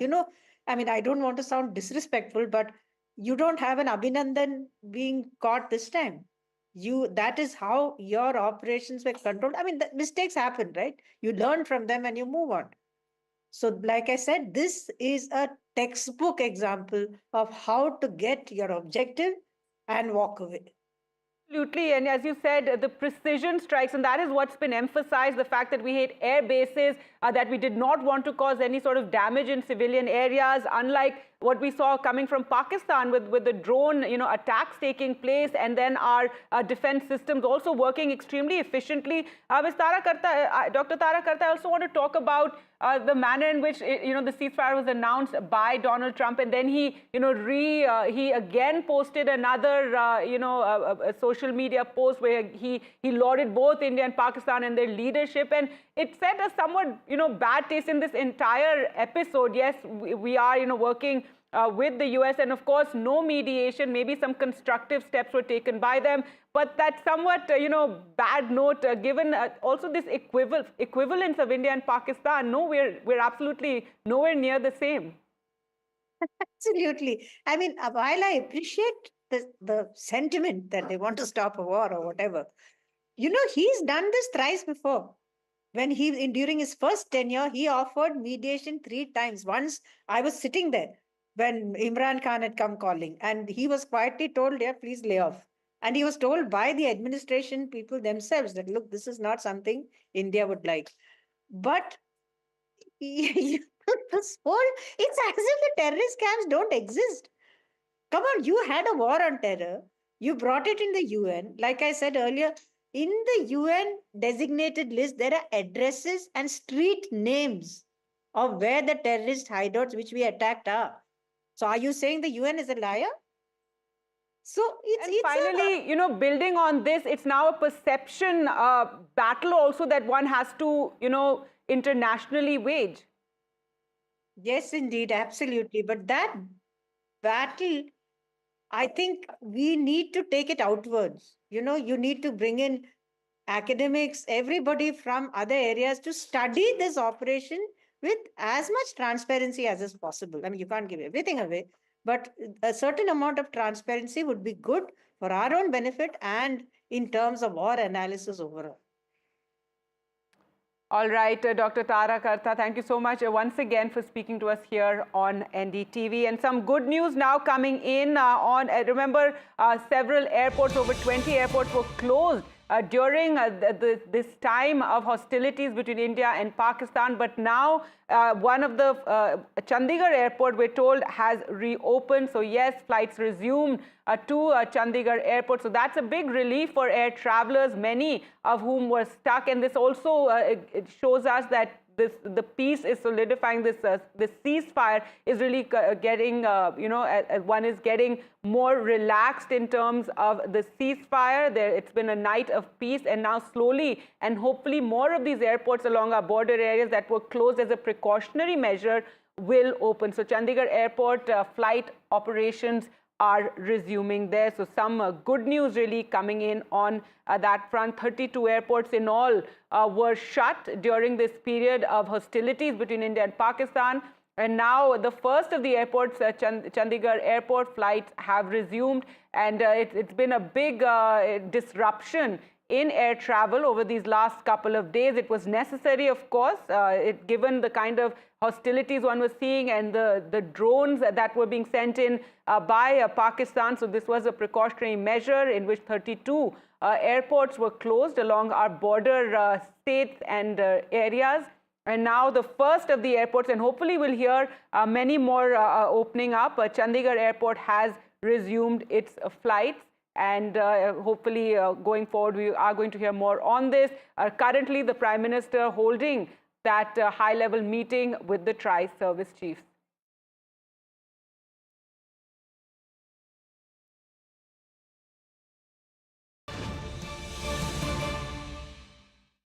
All right, let's shift focus now to cricket, and some news coming in, and this is something that NDTV reported yesterday as well, and now it has been confirmed. Virat Kohli has retired from Test cricket. So he announces his Test retirement. In fact, he did this in a post where he says, "It's been 14 years since I first wore the baggy blue in Test cricket. I never imagined the journey this format would take me on. It's tested me, shaped me and taught me lessons I'll carry for life. There's something deeply personal about playing in whites, the quiet grind, the long days, the small moments. And he says, as I step away from this format, it's not easy, but it feels right. I've given it everything I had, and it's given me back so much more than I could have hoped for. I'm walking away with a heart full of gratitude. I'll always look back at my test career with a smile. So that is the big breaking news, Virat Kohli. And this was something that we reported on yesterday as well, that he was going to be retiring from Test cricket. That is what one had heard. And now he has indeed, in fact, confirmed it himself. He retires, and he talks about walking away from the format. Well, let's go across to Sejal now for more. And Sejal, so that is the big breaking news right now, the breaking news in the world of cricket, and Virat Kohli retiring from Test cricket. This is something we had reported on yesterday, but it was not at that point confirmed. Yes, that's right, Gargi. It's a big breaking. This comes just days after Rohit Sharma took retirement from the Test cricket, and now Virat Kohli. It's been a 14-year-long illustrious career, and Team India has seen great heights with Virat Kohli as Test captain. He has been the biggest supporter of Test cricket, and he has always advertised Test cricket as a form of is the most important format of cricket, and in his retirement letter, he says he never imagined that he would retire from this format, and it has taught him so many life lessons also. But in the past few series that we have seen, Virat Kohli has seen a rough patch in the test format, and remember, he has already retired from T20 internationals, and he is now hung his boots in the Test cricket format. So we'll only see Kohli in the ODI format as of now, and it's the same for Rohit Sharma as well. But talking about Virat Kohli, he has we have won the Border Gavaskar Trophy under him, and the other series that they have played outside India, that's been a big support for Kohli as in building the Team India that has seen great heights under Kohli, and the other championships that we have won under Kohli has been of great importance. He has instilled the pacers that we have currently in the team is all courtesy Virat Kohli, because he has shaped them into big platform players. And now that Kohli is retiring, we will see what the future holds for Indian Test cricket, and who is going to be the next captain. Shubman Gill, obviously the forerunner for taking the captaincy, but with Virat Kohli and Rohit Sharma retiring just before the England series on June 20th, it is going to be a big situation to see that how the new team will take over Team England coming June 20th. Sejal, and while we were reporting how he's written to the BCCI and about his intention to retire from Test cricket, was it something that came as a big surprise? Really, because we have been getting reports that he has already sent letter to the BCCI asking for retirement, but considering the fact that he has seen a lot of rough patches recently in the recently concluded Australia series that Virat couldn't perform, and so that was the reason that he must be thinking about it, and even the same was for Rohit Sharma. So both the senior team members, Rohit Sharma and Virat Kohli, quitting was, I think, on the papers for them. That is the big breaking news coming in right now. Sejal getting us those details. It's something we reported yesterday, as we said, that Virat Kohli, one of India's cricketing greats, was planning to retire from Test cricket, that he'd written to the BCCI. And now that confirmation has come. He has announced it, and he posted on social media with the song Frank Sinatra number My Way. And he talks about how it's been 14 years since he wore the baggy blue in Test cricket, and he never imagined the journey the format took him, and that as he steps away, that it's not easy, but it feels right, that I've given it everything I had, and it's given me back so much more than I could have hoped for. He says, I'm walking away with a heart full of gratitude for the game, for the people I shared the field with, and for every single person who made me feel seen along the way. Sejal, so get us all the very latest on this big breaking news, Virat Kohli retiring from Test cricket, and also there were, reactions of dismay among other cricketers when this news first started coming out. Yes, that's right, Gargi. If you look at the test team currently, after the conclusion of the Australia series, we had seen Ravi Ashwin taking a break from the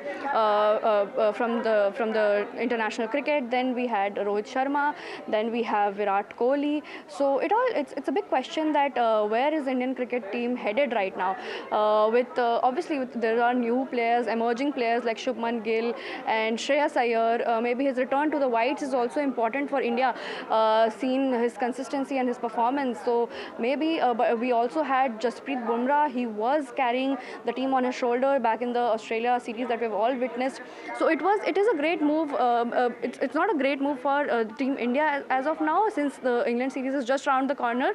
But it will be the new faces that we are going to see will be important to note.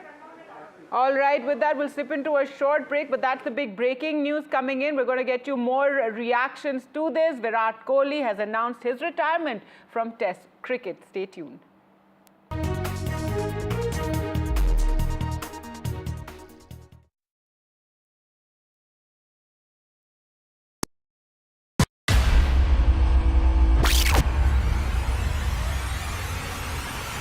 In the last 1 month, if you see, the share prices of Denzol Engineering has fallen more than 58%. Why are the rating firms calling the debt payments as default? We have two credible credit rating agencies on March 4th coming and downgrading the stock to D. Statements are consistently being proven wrong, and transactions are being taken place which are different from what they were originally pictured to be. The company claimed it would roll out 6,400 electric vehicles. But what it has rolled out is a shocking scam. Funds meant for the project were funneled allegedly back to the promoters, the Junkie brothers. What did the money buy? Not EVs, of course, but a lavish flat in Gurgaon's luxurious DLF Carmelias.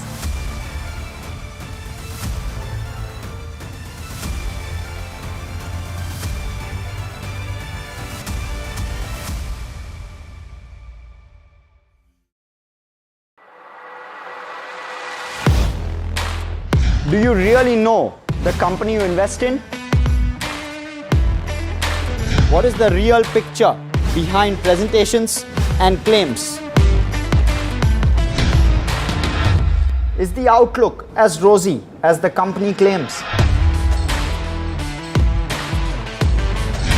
Know Your Company, powered by NDTV Profit Research, shines a light on the biggest stock market movers.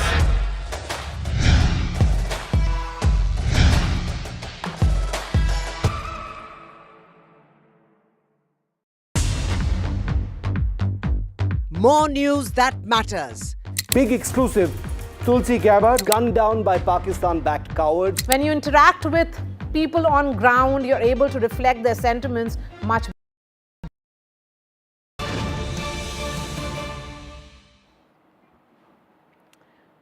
All right, the big breaking news we're bringing you here on NDTV. After days of speculation, Indian cricket great Virat Kohli has finally confirmed his retirement from Test cricket with immediate effect. Remember, this is something that we were reporting about yesterday, that he had written to the BCCI saying that he was planning to retire from Test cricket. And now that news has been confirmed with this social media post, a very emotional post by Virat Kohli as he announces his retirement. There you can see that post in which he says, "It's been 14 years since I first wore the baggy blue in Test cricket. I never imagined the journey this format would take me on. It's tested me, shaped me and taught me lessons I'll carry for life." He says that as I step away from this format, it's not easy, but it feels right. I've given it everything I had and it's given me back so much more. So Virat Kohli announcing his retirement. The song he chose for this post was Frank Sinatra's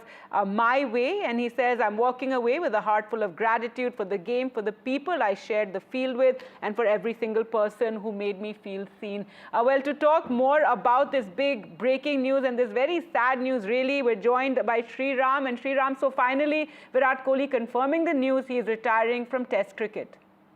Yeah, that's right. I mean, it's very sad for the entirety of the Indian community right now, for the cricket fans especially, because Virat Kohli has, of course, almost embodied the new generation of Test cricket for India over the last decade or so, having played 123 games before announcing his retirement today. The most important part of Virat Kohli's Test career will definitely be the years of his captaincy, where India's dominance was established all across cricketing nations, where India travelled to foreign countries and won Test series, which was almost unprecedented before Virat Kohli took charge of the captaincy of the red ball team. Again, very soon after what Rohit Sharma had done just a couple of weeks back, announcing his retirement from the Test cricket arena as well. Now Virat Kohli, another stalwart of the game, has announced his retirement. Again, as I said, it's a big loss for Indian cricket for sure, but he will still now continue to play one-day cricket for India. Similar to Rohit Sharma, who will be captaining the side most probably in the 2027 One-Day World Cup as time progresses. As of now, there is a change in guard for India for sure in terms of the Test cricket arena, with Shubman Gill now set to take charge as the new red ball captain for India and to take over from Rohit Sharma, the spot that Rohit Sharma had left. And now, of course, Virat Kohli being the most experienced Test cricketer in the team after Ravichandran Ashwin had also, of course, announced his retirement very recently after the Border Gavaskar Trophy. So a lot of the experienced players in the Test team for India have now announced their retirement, including now Virat Kohli, of course. And this is almost like a message being sent out by the new team management that this is a time for the youngsters to come in. So Virat Kohli, of course, his record speaks for himself. For an average of 46 after 123 test matches played, nearly 10,000 runs, just 700 short of 10,000 runs, which is something that he had mentioned early in his career when he had started playing cricket, Test cricket for India especially, where he had said that 10,000 runs is a milestone that he was playing towards, especially in red ball cricket. He is, of course, one of the absolute legends of the white ball game as well.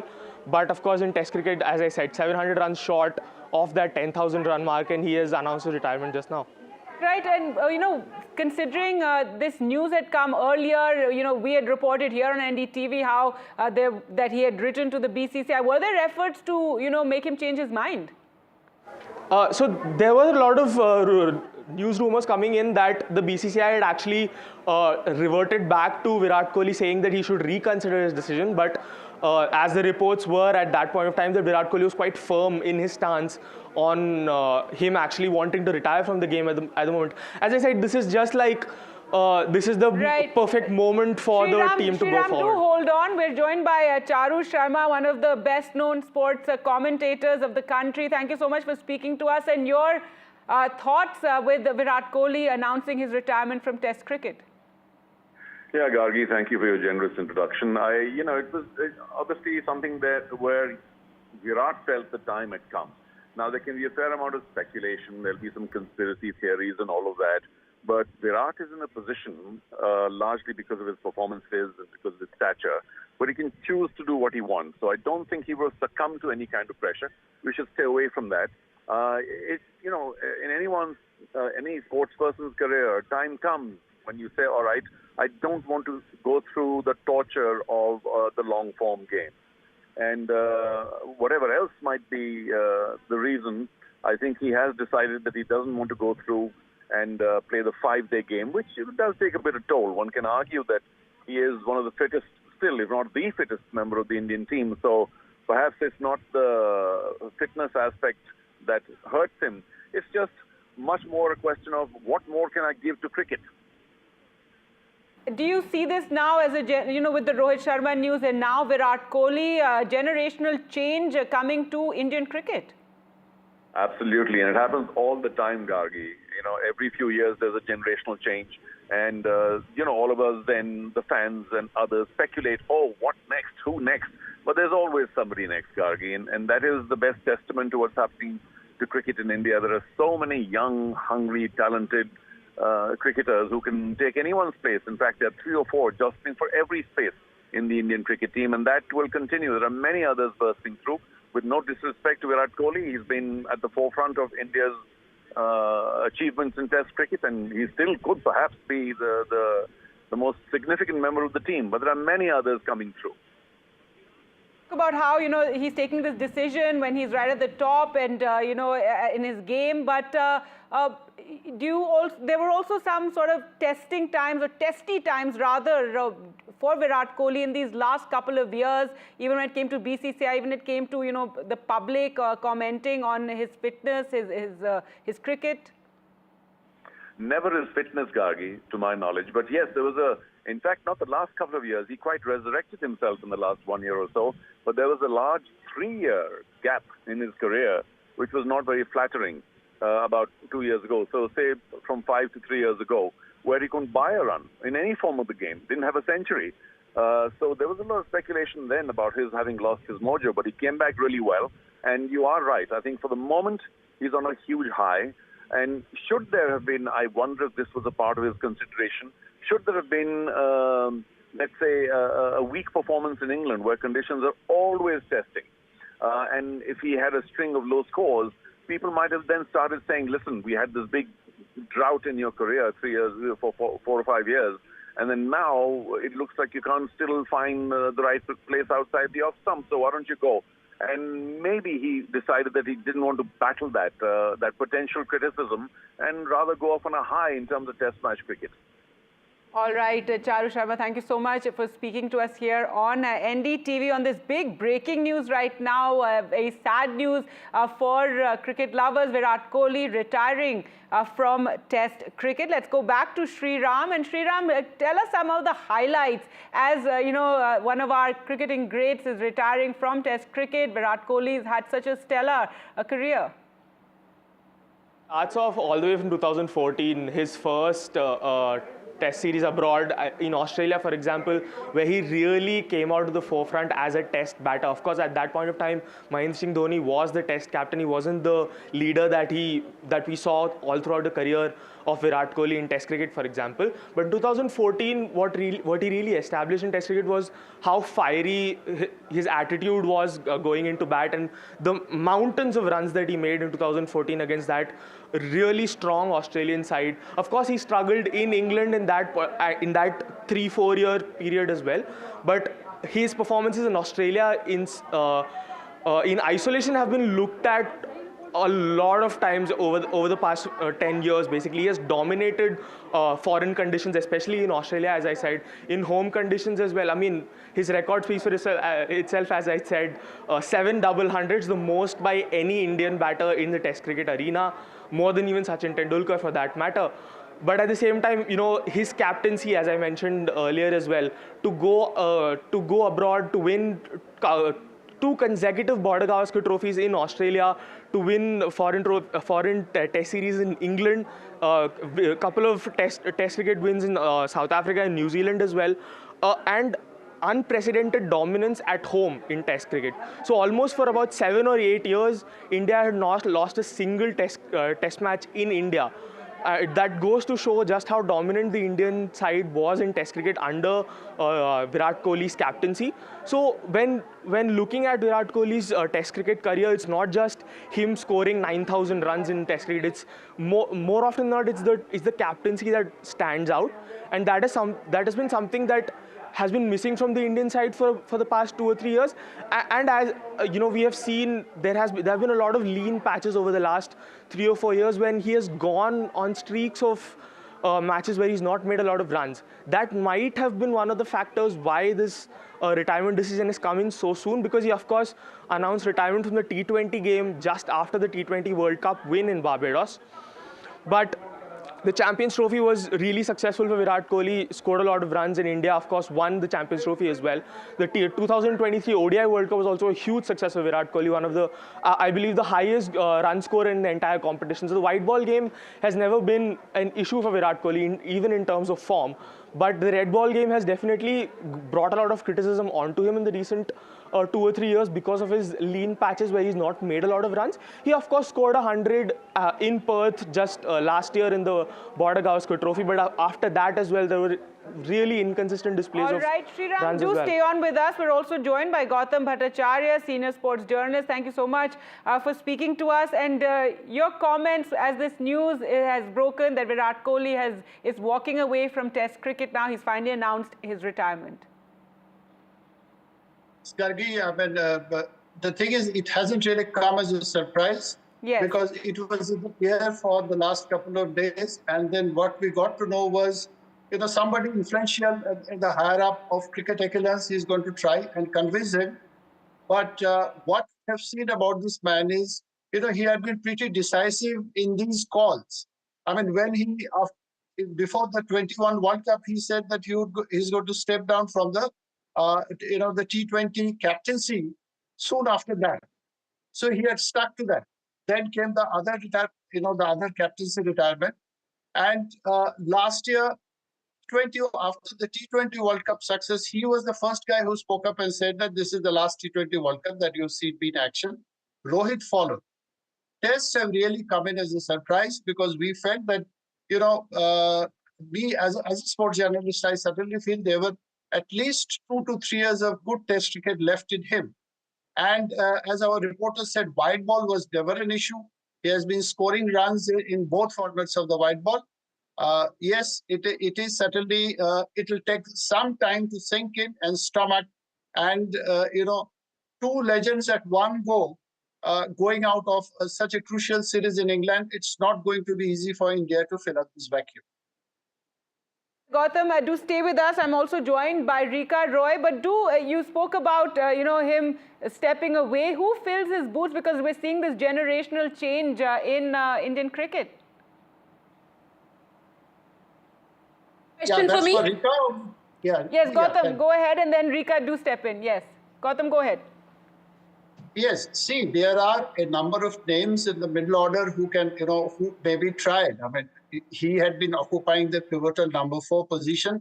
So I think it's ideal to get KL Rahul up there and bring somebody like a Shreyas Iyer or a Karun Nair at number 5.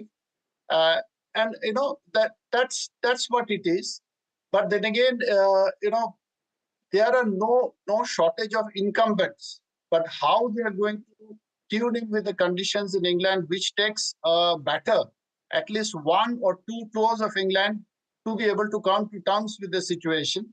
So that's $1 million question. Right now, you have got options in KL Rahul and Shreyas Iyer, who's in form. All right. We also have Madan Lal, former cricketer, on the phone line with us. And as this news breaks, something that, in fact, Rika had been reporting about this, that Virat Kohli had written to the BCCI and was planning to retire from Test cricket. Gautam Bhattacharya, they're saying that he still feels he had a few years of Test cricket left in him. Your comments, Madan Lal? Well, I thought, it's a surprise decision for me because I thought he might, take the decision after the England series, But, that's his personal decision. But, like these are the type of players, legends. They always take the retirement. He must consult his family because these sort of decisions, it's not easy to take it. He could have carried on for 2-3 years, no doubt about that, because the fitness level he had, the way he was performing. So all these things, but at the end of the day, you have to be mentally prepared to play international cricket. So now I think mentally he said, okay, that's enough. So he said, okay, bye-bye, I'm going in a Test cricket. All right. So, yes, so there's something about, walking out when you're at the top of your game or when you're ahead. Maybe that is one of the reasons that, we're seeing him step away right now ahead of the England tour. But a few words from you on his legacy in Test cricket and as a captain, because that is something that is really lauded. Yeah, definitely. But as a captain, when he became a captain, I think that's where the selector didn't handle him well, sometimes these sort of players to handle very carefully. Then they drop him as a captain. But legend, if you tell, I'm telling you that he's one of the best batsmen ever produced by India. the passion he brought in on the ground, the way he played, the way he set the example for the fitness, the way he, if you look at Virat Kohli on the ground, he's always bubbling, with catch, if he took a catch, or if he got the run out, or if he just scored 100. He was a different type of character, Nobody has a character before, like Virat Kohli. But definitely we're going to miss him. But at the same time, that's his personal decision. Mr. Badalal, also my colleague Rika with us. She's been following this story very, very closely. Rika. Thank you very much, Gargi. Madanji, we are coming to you at a time when we have come to know finally that Virat Kohli has announced his retirement from Test cricket. This is something that we have been reporting about over the weekend. He did speak to the BCCI top brass, but BCCI really wanted him to go on and at least play the tour of England. However, Virat Kohli wasn't really convinced. What has gone wrong with him, we really don't know. You said that perhaps he was not feeling right. He was not feeling that his mind and body is in sync to go out and play Test cricket. But Madanji, would you also say that, for him, the dream of winning a World Test Championship final, that medal really will remain unfulfilled, and that's a dream that he is happy to lay to bed right now? Yeah, definitely. Any player who plays such a long time, he has always a dream of winning the World Cup. He always has a dream of winning the World Championship, Test Championship. All these dreams they always has. And according to that, they keep on going, keep on performing also. So I think the only reason I believe mentally he was prepared that I'm going to take. I know, I have read the last couple of days that he's going to take a retirement. BCCI also tried to convince him, but he didn't agree. So I think that's where he decided, okay, that's it, The legend always goes like this, They say, thank you very much, I'm going. While you say that legends always go, thank you very much, but it's not often in Indian cricket when we see even, legends retiring. Legends retiring like this. I mean, we have seen in case of Mahendra Singh Dhoni, we are seeing in case of Virat Kohli, but these are really exceptions. But, when we talk about Virat the batter in tests, keeping aside what he's been doing in the T20s, English press used a term saying that Virat Kohli has off-stumpitis, which means that he's not being able to position himself well to play those balls outside the off stump. Would you say that really got to him, and that's one of the reasons that he has finally decided to pull the plug on his Test career? Not Rika, dekhiye, that offside off stump, they made a hawa about it, How many centuries he has scored offside off stump? Because in international cricket, when you grow a bit older, that your footwork is not the same. Your eyes are not the same. But, he has scored number of runs, 10,000 runs. You can't get runs like this. The bowler also knows that if we bowl him on the offside off stump, we might get him out. But at the same time, they got him out also. He has scored also hundreds of runs, scores a lot of centuries and all. I don't think this is the reason. The only reason I believe, I think 36 years playing international cricket, going up and down, that's what might be the mentally exhaustion. Well, we also have Gautam Bhattacharya, senior sports journalist, with us online. Gautam, when we talk about a hole that's created by Virat Kohli, we'll have to call it a Virat-size hole. Who do you see fits into this Virat-size hole now? It's not just about being the kind of batsman, being the kind of motivator, or the captain he was, but also the the fans that he drew to the stadium, the drama and everything that come with it. Who really fits into that Virat-size hole? Yourself, you have answered the question when you say that it's a Virat gap. It's not going to happen in a day. I mean, we have got a number of incumbents who can step in there, but the biggest thing, again, as you answered, I mean, he had been one of the biggest ambassadors of Test cricket and advocates of Test cricket. I remember a number of years back, there was a talk, ICC mulling that, test matches are finishing inside 4 days, so let's make it a 4-day affair. So he was one of the staunchest critics of that idea. The evolution of Virat from being an essentially one-day cricketer to one of the, the white ball and red ball giants, and one of the biggest ambassadors of red ball cricket. It's going to be very, very difficult at this point, and it's also a body blow to the hype that you create about this India-England Test Series or India-Australia Test Series. So right now, it's very, very difficult to think beyond this. As far as taking his position in number 4 is concerned, I mean, there is a Shreyas Iyer who's in form. There is KL. His position can be shuffled around because somebody needs to. That's a very, very vital position. I mean, Sachin Tendulkar used to bat in that spot. Then Virat took it over. So maybe somebody like a KL can do justice to that position for now. As far as to get into his stature, is going to take years for somebody before we get another Virat Kohli. Absolutely. We'll have to wait for a while before getting another Virat Kohli. BCCI has sent out a release saying that it is the end of an era in Test cricket. They have thanked Virat Kohli for his yeoman service.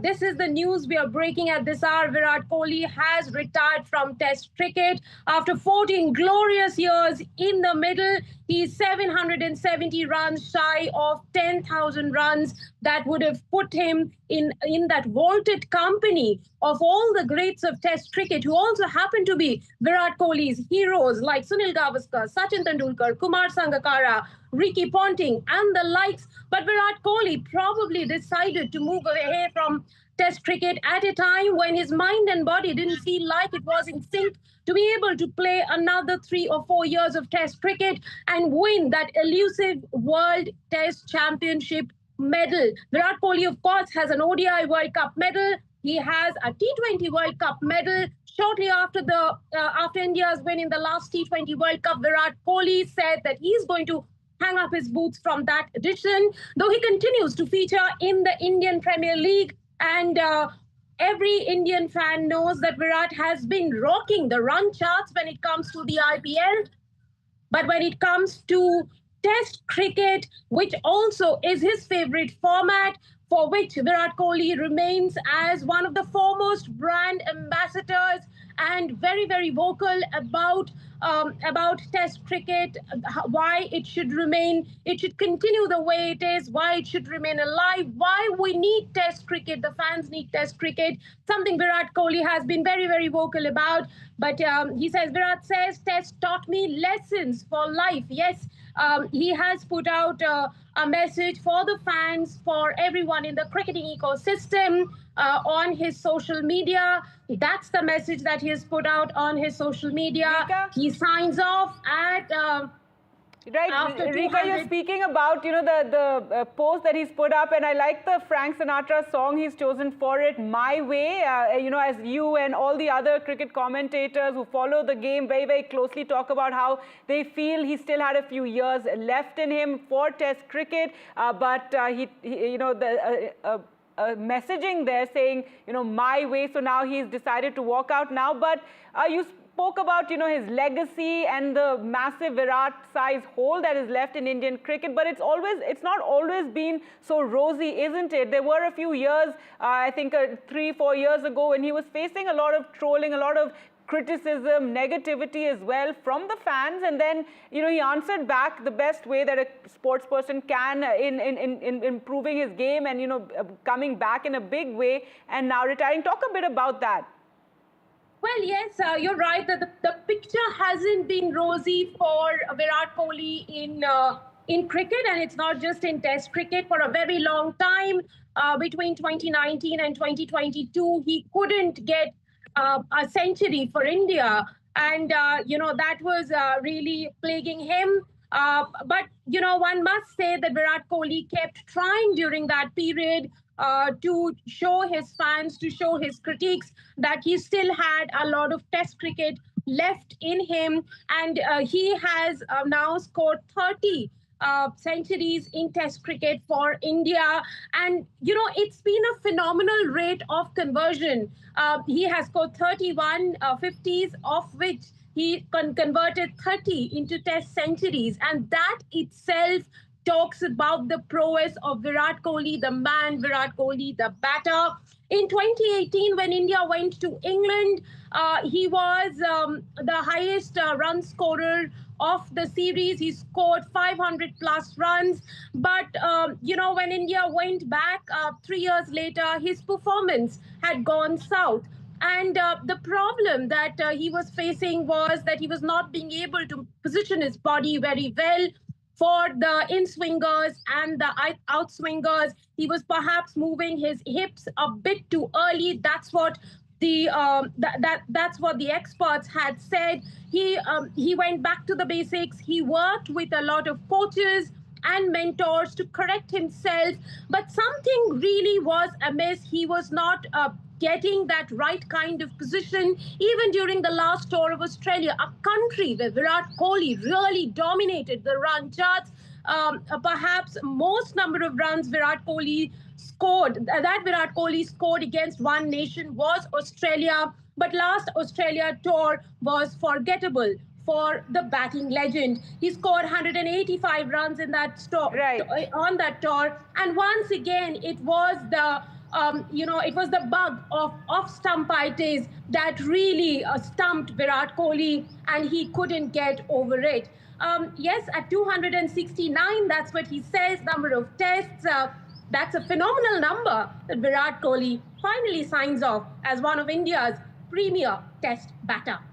And as BCCI says, Virat's legacy will continue. Thanks so much, Rika, for joining us on that big breaking news as Virat Kohli has retired from Test cricket. We'll get you more reactions. For the moment, slipping into a very short break.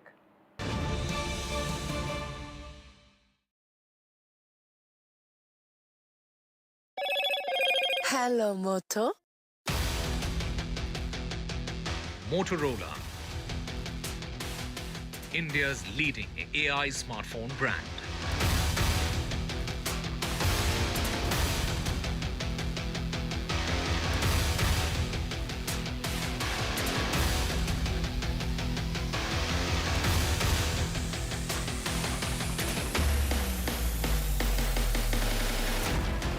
The ceasefire holds along the line of control and international border. The army says no incidents. It's the first calm night in recent days. Top military level talks on the hotline today. India, Pakistan, DGMOs will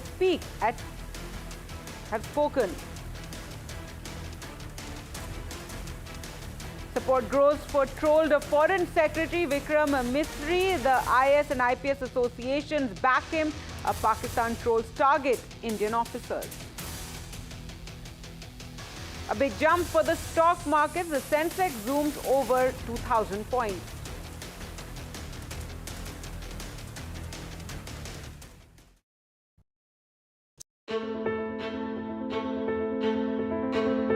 News is not just headlines, it is what impacts you. And news should never be mistaken for noise. What matters is the reality. Accurate, in-depth, and with the right perspective. For over 20 years, I have been a journalist, and never has clarity mattered more than now. At Newsnight, we go beyond the surface. We dissect the details, challenge the narratives, and bring you the unparalleled clarity you deserve in a world clouded by misinformation. We are bold, we are direct. Newsnight, for the news in your interest. Only on NDTV 24/7. I've been reporting on all issues big and small from Andhra Pradesh, Telangana, rest of South India, bringing you all the action, all that you need to know, all that you want to know. The energy of Maximum City is infectious. I'm bringing that energy in our news coverage from financial capital Mumbai. Covering from the southernmost part of India over the last 23 years, I bring in-depth and 360-degree coverage from the Dravidian heartland. The land of Mishti, also known for its bitter politics. I have seen much water flow